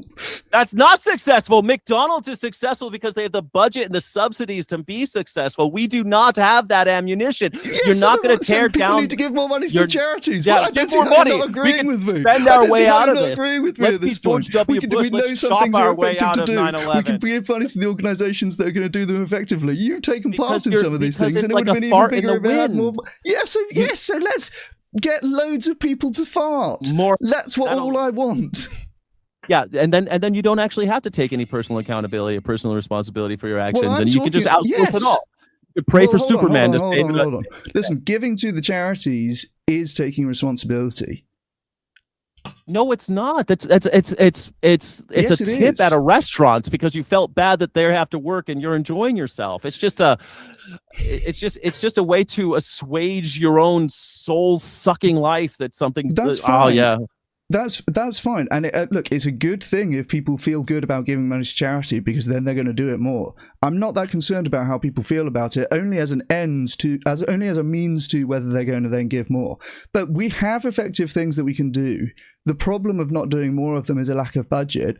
I don't see how the solution is not more money going towards those things that are effective. Because it has never worked for something like a social justice campaign. It's never worked. We have pressure campaigns. We have embarrassing things. We can embarrass the people who are in charge. We can undermine their power. And that requires zero money.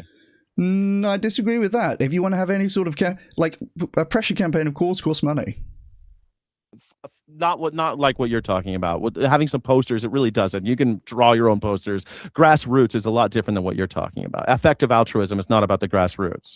Well, look, there's all sorts of things that we outsource because we understand that that's the best way to achieve it. Like, you didn't make that suit, and nor should you have done, because somebody can make a suit much better and much cheaper than you can. So it obviously makes sense for you to outsource the making of that suit.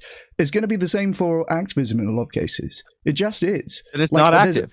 That's not activism. That is outsourcing. What you just described is fine. I can't make a suit, so I got to pay somebody else to make it. Yeah. That I didn't learn the skills. I didn't do any of the things that need to be done in order to have animal activism. That is the same for animal change activism. That way. You always end up going a race to the bottom that way, because we're all going to be struggling to try to raise more money for these things that we think are more efficacious, and it's just never going to actually work, and it hasn't so far. It's gotten worse. That's what we've been doing. We've been going out trying to get money for things, and then we go and give it to PETA or whomever, and they do their campaigns, and sometimes they get a little action, sometimes they don't, but they're never going to compete with McDonald's. They're never going to compete with the if animal charities had a bigger marketing budget than the animal industries, they never will.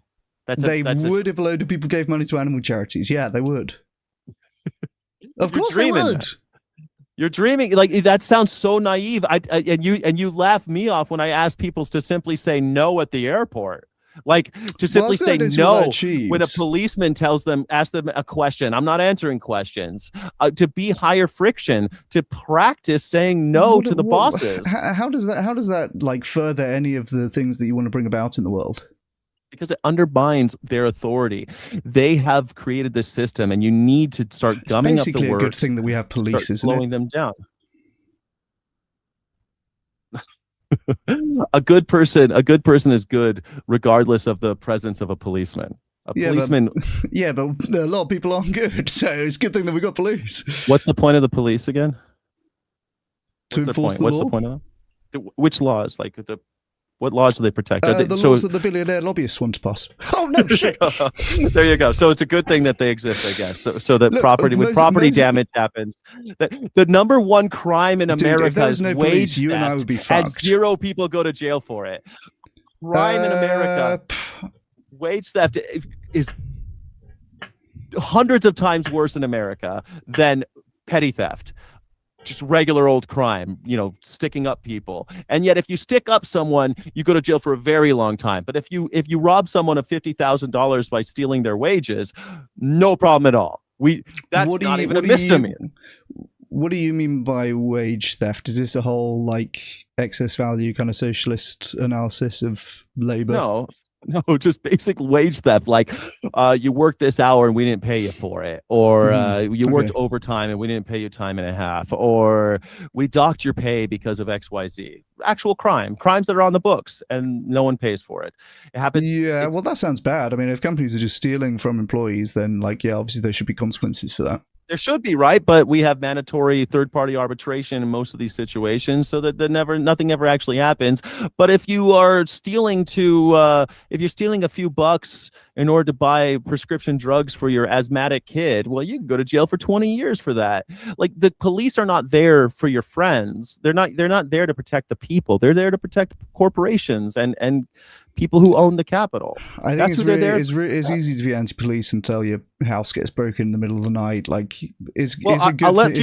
I've had my house broken into, and you know what? The cops weren't there. The cops are not coming to save you. I guess the cops are not there swinging their batons ready to jump into action like Batman. That's not what they do. You call them, they show up 2 hours later, and then they take notes. I've lived all over America. I've lived all over the world. I've had houses broken into, and they can't do shit. They do nothing. Well, they're not there preventing crime. That's such a fascist thing to say. Well, yeah, it's great to hate police until your house getting broken into. They don't do fucking anything when your house is getting broken into.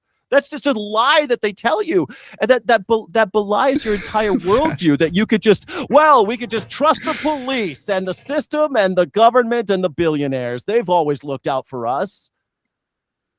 Like that's your whole premise. I don't think that's my premise. No, it is. The system works, and if we just use the system, we can tear down the master's house with the master's tools. I don't really have some meta view as to whether the system works. That's not really how I think about things. But Chris, if you're going to put so much faith in it, maybe you should start analyzing the system a little bit more, because you're putting so much faith in it, and it's like, well, it's very intangible to talk about the system at large. I don't really know what your worldview is. I don't really know what kind of world you want. I just know that you are pissed off. I don't really know. I know you don't like airport scanners, and you don't like police, and you don't like billionaires, but I don't really know what you're for.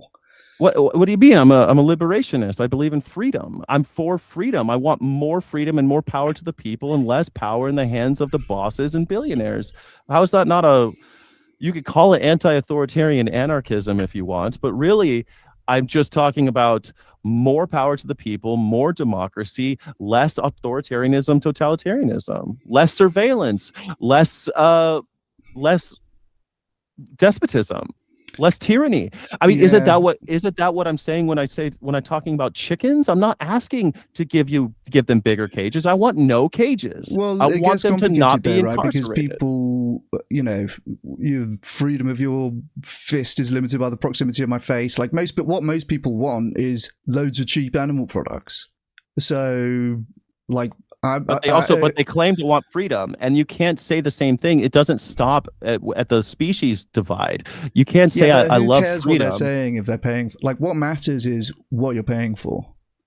It's not who cares if you're I'm pro-liberation, but I'm also going to eat my cheeseburgers. I got to go to McDonald's, whatever. Do you know what I mean? Exactly. The feminist rapist, right? I mean, it's the same thing. But you're advocating. I'm not for that. No, you sound to me. You are. You're saying the person eating the animal says they're for liberation and welfare, but they're killing animals. But if they give $15 to an EA organization at the end of the day, hold on. They're giving the $15 is important, right? Okay. They're giving them where they're putting the money is very important, and you can't just say that you're against these things. Not more important than their actions. They put your money where your mouth is. Well, it is an action. You see what I mean? You are putting so much faith in a system that is inherently broken, one that has impoverished billions, it kills 50,000 animals every second of every day, 365.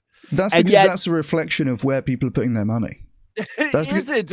They Yes, are of course using. it is. They're not doing it They're for fun. killing fish to feed. The cows are the biggest sea predator at this point because of a system of a shell game of moving money, because the dude who owns the fishing concern is the same one who owns the dairy. Like, this is a sick, Well, whatever you think disgusting. about that, it it's can't rotten. sustain if people are not buying the products. It is. It doesn't matter because there's no other choice. They've already rigged that. All right. Well, You look, you have to say no to what they say, resist always, and work towards tearing down this system and trying to replace it with something that the people are in charge. I don't think that we can get there through capitalistic means. Like, capitalism's going to save us all one day because the invisible hand that Adam Smith talked about. It's just like, we tried it didn't work. I'm really not like, I don't have particular views on, like, is capitalism good or something like that. I'm like, this is the world we're in. We can impact things by where we put our money. We can increase factory farming by buying factory farmed products. Lobbyists can increase factory farming by paying more lobbyists to do that. We can decrease factory farming by not buying factory farm products. We can also then we break even, right? We can actually decrease factory farming by like paying our way towards employing lobbyists on our side. Like, what if all the animal advocates got together and employed some pro-animal lobbyists? That's the kind of thing I'm talking about. Like, I get it, right? But you're still saying that if I, rather than invest in my neighbors and try That's to not figure mutually out, exclusive with trying to have a socialist revolution or whatever you want. Like, I'm don't put words in your mouth, but you can also advocate for whatever other kind of systemic changes that you want to see, whilst also being like, this is what we have at the moment. Let's try and interact with it constructively. But we have tried to interact with it constructively, and it hasn't done us a lick of good, and it hasn't helped any animals. No, I disagree with that. I disagree with that. The numbers don't bear out. Like, you say, well, we've slowed down the bleed or something like that. You have to look at the counterfactual. Yeah. Nonetheless, if I could convince, like, when you're magic wanding and you're saying, if I can convince 100 million people to demand soy burgers, I'd say that wouldn't fucking matter. Having 100 million people say, I demand the heads of those 900 billionaires over in the United States, that would probably make a much bigger difference. And I just don't know where that gets you. Like, because you cut out the people who are actually doing the damage. If you still have all of the consumers wanting cheap animal products, you're going to have some other arsehole come up and make a factory farming product, like, company. When they have to kill the animals themselves and you take away all their money. You're talking about taking away their money, but you're digging in the wrong place. You're trying to get consumers to try to take away their money, but that's not where most of their money's coming from anymore. Listen, if I have access to billionaires, I'll tell them the same thing. Like, give to these organizations, they can reduce right, and that largely is where the funding is coming from. If you have access to billionaires, slip a knife between their ribs, because the only good one's a dead one. Like, look, the only rich people I know give a lot of money to animal charities. Okay, so we're keeping them as ones around. Yeah, sure, great. Let's keep them around. They're doing a lot of good out there. Yeah, 100%, of course. Yeah, everything's working out great. We're moving things in the right direction to a greater extent than we could if we had zero funding for animal charities. Like, I don't know how that's not obvious. I don't know. How long have you been vegan, man? About 7 years. Have you seen any change? Yeah, the rate of veganism is going up. We're going to pass cage-free laws in the UK. The rate of cage-free farming has been going up. There's way more plant-based products than there have been, like, even 10 years ago. All sorts of things are going in the right direction. There's more consumer choice. That is what it boils down to, and we're hopefully going to have on some dimensions, cageless concentration camps. I mean, it's just a weird thing for me to be like patting ourselves on the back. If in 7 years that's what we accomplished, that's pretty sad, dude. It's a sad state. No, I think things. Listen, I think it's been decent rate of progress. You can't, like, I'm not expecting, hey, we're like maybe a few months from the revolution where we dispatch all the billionaires and then somehow we won't have factory farming anymore. Maybe we should start making bolder claims. Maybe in a generation we can get this done. Maybe in 20 years we could have it done. But this idea that like, oh well, we'll just keep on plodding along, and we'll have more soy burgers available at the local market, and Listen, if you could convince me that advocating for some other thing is going to be more effective at helping animals, then I would do that. That's what I care about at the end of the day. Yeah, but your claim is that if I eat animals and give money to EA charities, I'm a good guy. Look, I do say that. Well, no, it's not about being a good guy, but it's about you would be helping more animals than if you were not giving the money and not eating the animals. I do think that's empirically correct, but that's not the main thing that I advocate for. Again, I think people should be vegan as well, and part of what I advocate for is people trying to persuade other people to be vegan. So I'm not like mainly like, hey, we should all not be vegan and give to these charities. That's not. No, but you're saying we need to be vegan and not be intimidating, not be tougher about that. We need more dangerous vegans. I'm not saying that at all. I'm not saying that at all. I think some of the most effective activism that you can do is going to be very disagreeable and seeing the factory farm footage, seeing the slaughterhouse footage. I'm not saying that we should like just try and be liked all the time. No, not at all. But if you want to affect change, then just do a recurring donation out of your paycheck to an EA altruist, effective altruist organization. That is one of the ways that you can do that. Yeah, absolutely. Effective altruists, meanwhile, are building just faster electric shocks for shrimp and quicker ways to kill clams, and it's like, how is that helping anybody? I don't know why you think that that's ever going to help anybody. We're going to do. Like I went to AVA. I sat through an effective they just shouldn't even call it AVA anymore. They should just call it the Effective Altruist Summit is what they should call it. The EA Summit. Well, I think they have their own summit, but yeah, they have their EA there's a big EA contingency over at the AVA. Yeah, well, that's good though. That's good. Well, obviously, we want that. What's the alternative? Do things ineffectively. What's the alternative to say that again? I'm sorry. The alternative to doing things effectively is doing things ineffectively. Yeah, I suppose, but I mean, I don't think it's effective. I don't think anything is good. I don't see any upside. What do you mean? You think anything is good? To building a faster way to kill shrimp. And you're saying, and the argument with the EA is that it reduces suffering. And so as long as you're in that mindset that the goal is to reduce suffering, you'll come up with all these crazy new devices that kill animals more quickly. Or maybe we could grow cows without heads on them so they don't experience pain. It's like, that'd be based. Yeah, I'm signing up. Well, obviously, if the cows are not sentient, what's the problem? Perfect. Let's put a lot of research in that. Let's torture lots of cows and let's torture lots of slave animals, lots of mice, so we can figure out how to grow them without heads. If it's feasibly going to end up in we can have a zero animal suffering farming system, obviously that's a good thing. What do you think about cultivated meat, for example? Like, we can take animal cells and grow that into bits of edible meat. Now, it's going to be owned by billionaires and like whatever, right? So, but I think it's again another bullshit red herring that tells us that, of course, because when I went vegan, they were telling me that one of these days there's going to be a new product on the market. It's going to be a burger that tastes exactly like burger. It's going to be the same price. We've been a hell of a lot closer, haven't we? In 20 years. Of course, it tastes identical. You taste Impossible Burger, it tastes identical. You taste Beyond, it tastes identical. Now they have price parity. It doesn't make any difference. It has not helped. And so now they're promising they're moving the goalpost one more time towards this golden age we're going to get to one of these days when we just do it right. And so now we're going to do cultured meat or whatever. We're going to add more animal-free proteins to the menu, and we're going to have more options. Great.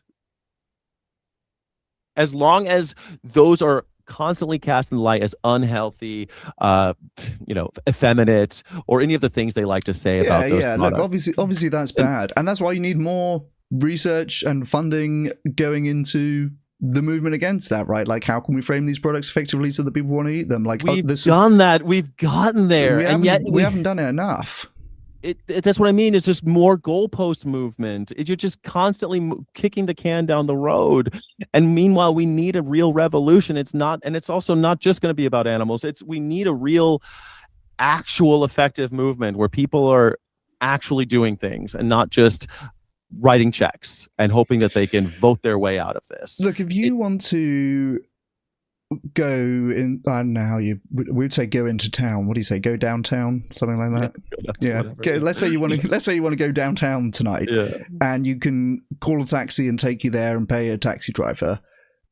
Like somebody could say to you, well, look, the real way to do this would have been to walk there with your own 2 feet, and if you're just outsourcing the travel and just giving someone some money to do it and achieve for you, like that. Do you know what I mean? Like, do you want to get to town or not? Do you notice how you keep on framing this as like goods and services, and I'm because he has a service. Yeah, that's a great framing of it. Yeah, and I frame it as the difference between liberty and slavery, and you get to choose. I don't think that effective altruist even comes close to even bringing that up. It just brings up that, well, animals sure are used as products, and they do suffer. I don't think it's mutually exclusive. Like, animal effective altruists could also be like animal rights advocates, but like I think it's. But they aren't. They aren't. Well, usually you hear them. They're about reducing suffering. That's their whole thing. Reduction of suffering. As if we can put suffering on a spreadsheet. As if we even know the nature of suffering, by the way, which is always fun, because then you get into all these effective altruists who end up as ethalists and antinatalists and all this other stuff because the overarching concern is suffering. As if suffering. Well, look, I think we are antinatalists with respect to farmed animals, right? Yeah, that's not what I'm talking about, but sure, yes, of course, I don't want to bring more animals in the world via rape and torture in order to kill them. Of course not. But that's slavery. Well, describing slavery, not antinatalism, right? Like, we're trying to get to the point where we're not owning animals, exploiting their genitalia and reproductive organs in order to sell their progeny. I agree that that's the goal, and the way to get there is going to be incremental. Like, it just is. Just like the way to get there is by praying a lot. I mean, there's no evidence that that's the case. We've been working, and there's no evidence in the history of any other social justice movement where we just did incrementally and it all worked out. It's never happened before, but it's going to happen this time. Like, look, I think there were incremental steps on most of the social justice movements that I can think of. Ultimately, there can be like some dramatic step changes, but there will also be incremental steps that are these are not opposing approaches. That's the main thing that I would say. These are not opposing approaches, and this we haven't really spoken that much about welfarism, but like is not welfarism is about reducing suffering, and the whole EA movement. Yeah, it is, but it's also about increasing the cost of farming animals such that fewer animals are farmed. So like it's not that. Like, a lot of people imagine that welfarists are saying, hey, if only we get the welfare condition to be good enough, then it's fine and animal farming can continue on indefinitely. That's not what it's about. It's a step towards elimination. It's a pipe dream saying that if we just make it more expensive, that it's going to somehow capitalism will just play its part. But meanwhile, what actually happens obviously we want animal farming to be more expensive. I don't know why because animal farming because we've already tried that animal farming. It gets more expensive. It's an ongoing process. And then those billionaires give money to the proper politicians, or they move to a state where they don't have to worry about this, or they go to a politician, they give that person money, that person goes and fleeces the taxpayer and then subsidizes their extra costs. I mean, we saw this just happened with bird flu. They murdered hundreds of millions of animals and then threw them in the garbage. And do you think the corporations picked that up? They think they picked up the bill? No, I picked up the bill. I paid for that. They took my money and they paid them for their dead chickens.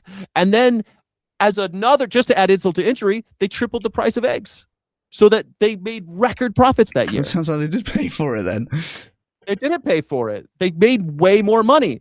They tripled, like Cal-Maine eggs, their stock tripled. Their profits tripled.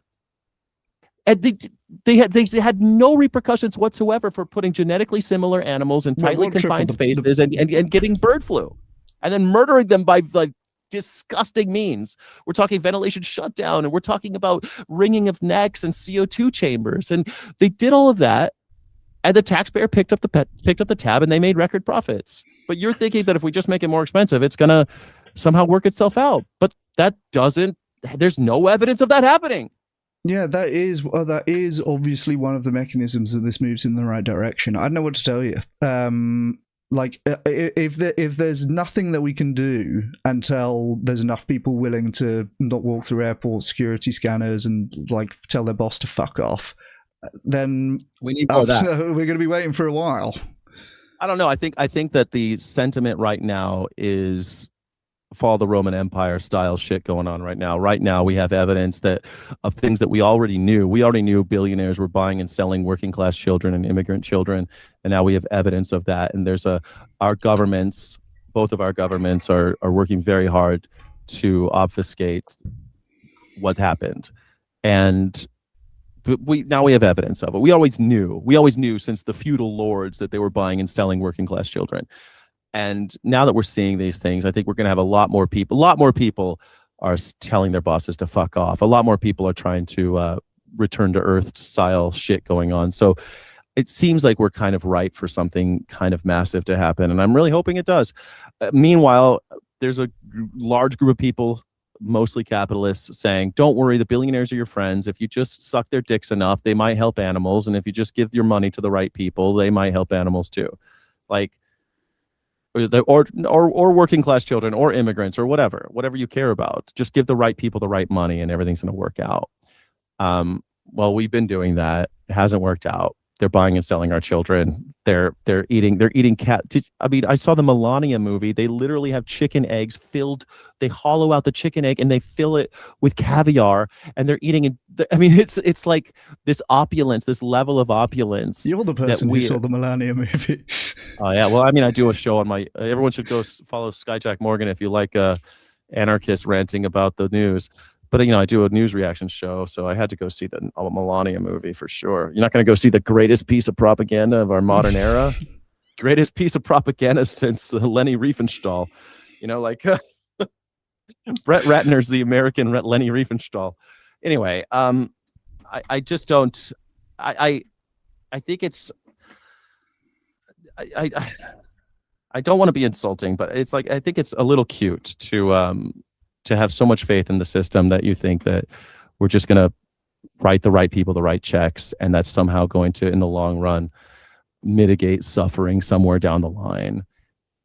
You seem to think it works on the other side, though. Like, if you could lobby and propagandize, like this is spending money. If they're spending money on lobbying and on marketing, we need to also spend money on lobbying and marketing. Like, that is how this works. Well, I don't know. I think marketing is brainwashing. I think we need to get people to start thinking for themselves. We should brainwash people towards the right things, though. I don't think brainwashing them works because we don't have the tools to or the money, and we never will have the money to do counter brainwashing. The only thing we can do is say stop brainwashing and wake up. These corporations are fucking you.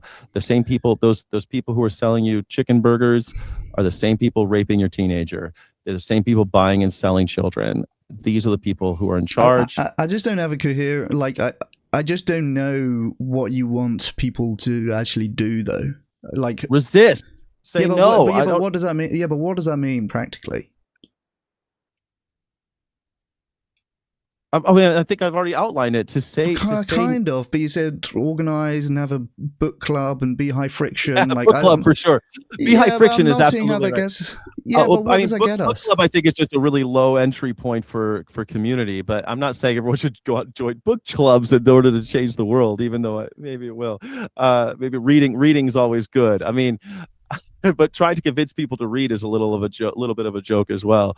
I think that we need to be critically thinking and encouraging others to critically think, to tell people to resist, to let people know their rights, to educate people about what rights they have. And once they appreciate their rights, which they don't right now, maybe they will appreciate the rights of animals and realize that we are just another animal, another tribe of Earth. I mean, I know it seems more nebulous because I can't have this $ amount that I'm going to promise is somehow going to make change, but I'm not going to make you false promises. I'm going to say, get up, do something, become active, get out in the street, do what you can to say no to the bosses. And every time you see a piece of propaganda, ask, wait a second, is this true? With the higher degree of certainty that they tell you something, the higher your incredulity should become. But we just keep on investing in the same system. We're just going to be victims of that system, and the animals worst of all. Well, I mean, they're just the most politically vulnerable. It's just another hierarchy. We need to reject that hierarchy. I agree. It's a good thing for people to think critically and for people to educate people to think critically. I think that is very important. I don't mean to be dismissive of that at all. Like that, obviously, that's a good thing. I'm just focused on what tangibly can people do. Everyday people are like that. They're realistically going to do, and I'm not. Even if I was allowed to tell people to go and bomb department stores, I don't think that would be effective. I mean, I'm just asking people to think for themselves. I don't need I don't need an army of people who are giving $15 to their local charity or local. Well, probably not local because this conversation with 48.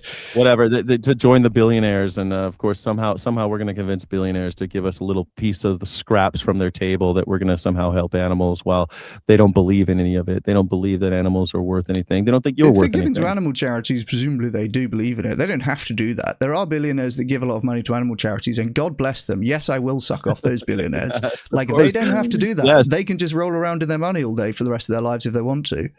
There are billionaires who really they have the choice. Shall I give a load of my money to this or to this cause, or shall I just keep all of my money and fucking spend it on myself and spend it on hedonism or whatever? They don't have to be supporting the movement, and they have to do some kind of charitable giving, or else they know that we're gonna. Yes, they do. Because we'll show up at their houses eventually with pitchforks and torches. And you seem to want to do that regardless. They also get, of course I am, but because I don't believe their bullshit. I don't believe this pittance that we'll give you a scrap off the table. Thank you, sir. Thank you so much. Thank you. I'll suck you off all day. I don't see how. Meanwhile, we give them tax benefits for every penny that they deign to throw us. For every penny they deign. Well, look, no one's saving more on tax, but that's a misconception. No one's saving more on tax by giving to charity. You'll never be better off by giving to charity than if you just kept it and paid tax on a portion of it. That's a lot of people think that, but it's not correct. Look, people don't have to give to charity. Nobody has to do that. That's why it's charity. Some people who have a lot of money genuinely give hundreds of millions to charitable causes. Obviously, that's a good thing. That's right. Then we just need more vegan billionaires, and then problem solved, right? Yeah. Well, yes. Yeah, that would be based. Yeah. Based. Yeah, sure. Let's all work on that. Let's you seem to think that billionaires get there. Let's all work on convincing billionaires. I'd rather. That's very high leverage. That would be based. Yeah. It'd be just as base to walk up behind them and execute them like Luigi. This is not that was more based. That was more based to take out a mass murdering billionaire was more based than saying, let's find the good billionaires. Well, I think that guy just killed a company executive, suck them off long enough to try to get a scrap from their table so that we can somehow funnel that into. You seem to think that billionaires can get their way and shape everything and lobby and propagandize and brainwash. Don't we want them doing that for us? Don't we want them doing that for animals? By the way, I kind of thought that you were mainly a vegan guy when we set up this debate, which I appreciate that you are vegan and do talk about it to some extent, but I was looking at your content the other day. Clearly you're much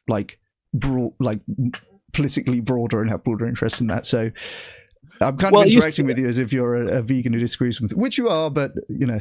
Well, my channel started out as a vegan channel. It was called Vegan, of course, and then I did. I went on the road with PETA for 18 months or something, and traveled the country and did all these things. And that's based. That's awesome.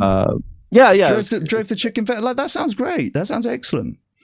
No, yeah. I'm not skeptical of those efforts. I think that's awesome that you did that. I think it's probably quite effective as well, to the extent that you're showing factory farm footage and slaughterhouse footage. There is good evidence that is the way to do it in terms of convincing individuals. And by the way, that's not so. I think you do get people seemingly in effective altruism as well who are like, oh no, that's somehow bad, it's cognitive dissonance, it's whatever. I think they're missing the point. All the evidence that I've seen on that particular question is supporting that, showing the slaughterhouses, showing the factory farms, putting the animal suffering in front of people's faces is an effective way to change their behavior. And it's not going to make you popular, and it's not going to be people aren't going to want to see that, but that is good at changing behavior. So fair play to you for having done that. Well, no, I mean, I really just wanted to speak up for animals, and the more I went out there and did all of this outreach and talked to so many people across the country, the more it became apparent to me that people don't even have the basic critical thinking skills to even properly question what they've been fed their whole lives, to even question what an animal is, what freedom is, what slavery is, things that we take for granted as concepts, they haven't even broached. So what happened was, I mean, I always did a daily show on my channel where I talked about mostly veganism, mostly animals, animal rights and liberation, and a little bit of politics because there's overlap. And then it's probably 80-20, you know, and now it's the other way around because of, well, it's an existential crisis in the United States. I'm talking more about politics these days because, I mean, we're talking about taking away citizenship rights from people in this country. And so it's just changed. I mean, I'm still an animal activist. I'm still someone who I've been vegan for a very long time. Yeah, I'm not having to go even in the politics stuff, by the way. I think it's totally valid. You can talk about what you want to talk about, of course. Well, I think they're inextricably linked, and by talking politics, I get a bigger audience now, and I get more people. Supply and demand. Well, no, with a bigger audience More about political context than there is for vegan content, probably. People are more. Oh, it's funny. I talk with conservatives who disagree with me on a lot of things, but then they start going, wait, about that thing you said about animals is actually right on. It's actually exactly aligned with my values. And you see that a lot with anarchism, like a lot of anarchist outreach. You have to go to places that are like the places that people like 3%ers, they were racist organization, but a lot of those guys that got involved in that shit were people who just didn't like the government and didn't like the bosses, didn't like the billionaires. They felt disenfranchised. And so somebody sold them something. They sold them a different, some brainwashing, like, oh, it's those immigrants that are to blame. And so that so we have to go to where the people are and try to get them to start thinking for themselves. I don't know how else, if you're not going to go to where people are and convince them to think for themselves, there's no amount of outreach to billionaires that's going to help, because they're just going to keep exploiting animals. They're never even going to think about anything else. Well, I would think that I agree that encouraging people to think critically about these things is important, and also challenging. And like, yeah, if you watch any amount of vegan activism on YouTube, it's always, people predictably coming up with the same kind of responses. I just think that if we had resources to have loads of people doing that, that would obviously be a good thing. If somebody could pay you full time to like have those conversations and be persuading people, and like, that'd be a good thing. And the animal movement isn't like naturally revenue generating in the same way that businesses, goods and services are. And so it relies on charitable donations. And so like people giving money to the charities, and hell yeah, if we can get some billionaires giving money, like a large portion of the animal movement's funding comes from like a few rich people, and God bless that they exist. Otherwise, we'd have like half the resource, or probably less than half the resources that we have, and we'd be reaching even fewer people. So, I think a lot of this stuff we're not really disagreeing on. We have kind of a different focus of like where in that process that we're looking, but again, I don't think that our approaches are incompatible. Not incompatible, but one has to happen before the other. And I don't know that there's ever going to be it seems it's like watching a superhero movie and hoping that the superhero is going to come and save the day. And those superheroes are billionaires. And we don't have to practice any agency or have any hard conversations or have. Well, I'm saying we should also be given to the charities and doing, like, I'm saying that everyone should be doing that. But obviously, it's a good thing if billionaires also do it. I don't think. I mean, I don't think that's enough of an inconvenience. We always are saying like it's not an inconvenience. Just do this tiny little thing, and if we all do that with enough drops in the ocean, we're gonna make this huge difference. But really, we need people that are going to go out and express their own, exercise their rights, and express their own agency in ways that are caustic and high friction. Something that I talk about a lot. Being high friction and not going along with the status quo is the first step, because these people they can't even see the status quo. They have never looked behind the curtain and seen that there's a little man and he's not a giant wizard. They've never done that. But we're expecting them to somehow just magically have that happen. But I think I don't know. Well, no, we're at 2 hours, and we'll And I've been live for 4, so fair play to you. Yeah, you men of sterner stuff over here. But yeah, fair play to you. Look, I think yeah, appreciate you having me on. I don't know how I can ever be an inspiring. I don't know how we're ever going to inspire people by saying that you don't have to do much. You just got to give your $15 to these charities, and everything's going to work out. Just keep your voice down, keep your head down. Everything's going to work out if we just put a little bit more money. I think that look, it's not about keeping your voice down. I'm saying speak up. I'm saying share things. You said yourself that you're not trying to do things that it's not inspirational. It's not jazzing anybody up. No one's getting their dick hard over $10 a month, $15 a month of the thing, right? Like, you can give more than that. Like, if you get hard at $200 a month, then go for it. Like, nobody. Look, I give hundreds of pounds a month to charity, and I advocate for people to give as much as they feel they can afford to. I'm not trying to advocate for things because they're boring. I just think that the answer is actually quite boring. It's like, oh, well, actually there's professionals who are quite good at doing this stuff and they just need funding. So if we can all fund those professionals, like, that's not as much fun as burning down a Macy's, but it is, I think, more effective, and more people are going to be willing to do it, and like that, it's quite convenient that those two things go together, because like if you have someone pointing that out. That said, I have a smaller YouTube audience than you, so obviously it's not as exciting to talk about like the things that I talk about. I'm like, share things on social media, give money to these charities as much as you can afford to, and do the email campaigns and stuff like that. Obviously it's kind of fucking boring compared to like stab your boss in the face. It doesn't have to be stabbing your boss in the face, but you still have to lead with why, and it can't just be this lackluster promise of if we do it enough, then we might get bigger cages for chickens. I'm talking about big ideas like liberation, big ideas like bodily autonomy. Well, look, I'm talking about ending factory farming, and I think that we can do that if we do enough of the stuff that I'm talking about. And I'm like have set up the channel geared towards people who are already vegan and bought into that, so I don't talk about the why so much, only because I'm like, my assumption is my audience kind of already knows that. You're preaching to the choir. I used to do a lot of that too, and it's fine. I mean, we need people who are rallying the base, right? But I mean, it does seem particularly English, doesn't it? Like, I'm just going to politely ask you to do this thing, and if you just do it enough, and you just stiff up a lip, chap, and keep calm, carry on, everything's going to be all right. And I'm here talking about rebellion and revolution. I don't know. That seems particularly American of you. So maybe we've both got a place. Yes. Maybe we've got a role to play. I think it might be a cultural difference, but that's right. but I'm living we'll be all right. But I'm living in a country where we really have people who think that we should have a king. So I mean, we're having an we do have a king. I'm living in a country. You do have one. Yeah, it's funny. How was that no kings protest there? Yeah. We saw it on TV over here in London. There was a no kings protest. It must have been awkward.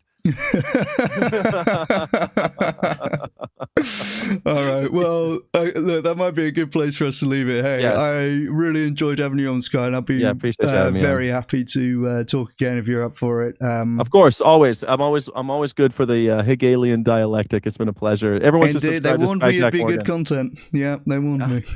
Yes, indeed. All right, thanks everybody. All right, mate. Take care of yourself, okay? Goodbye. Do I just hang up? You want me to hang up? Yeah, go for it. No, you hang. Oh, he hung up.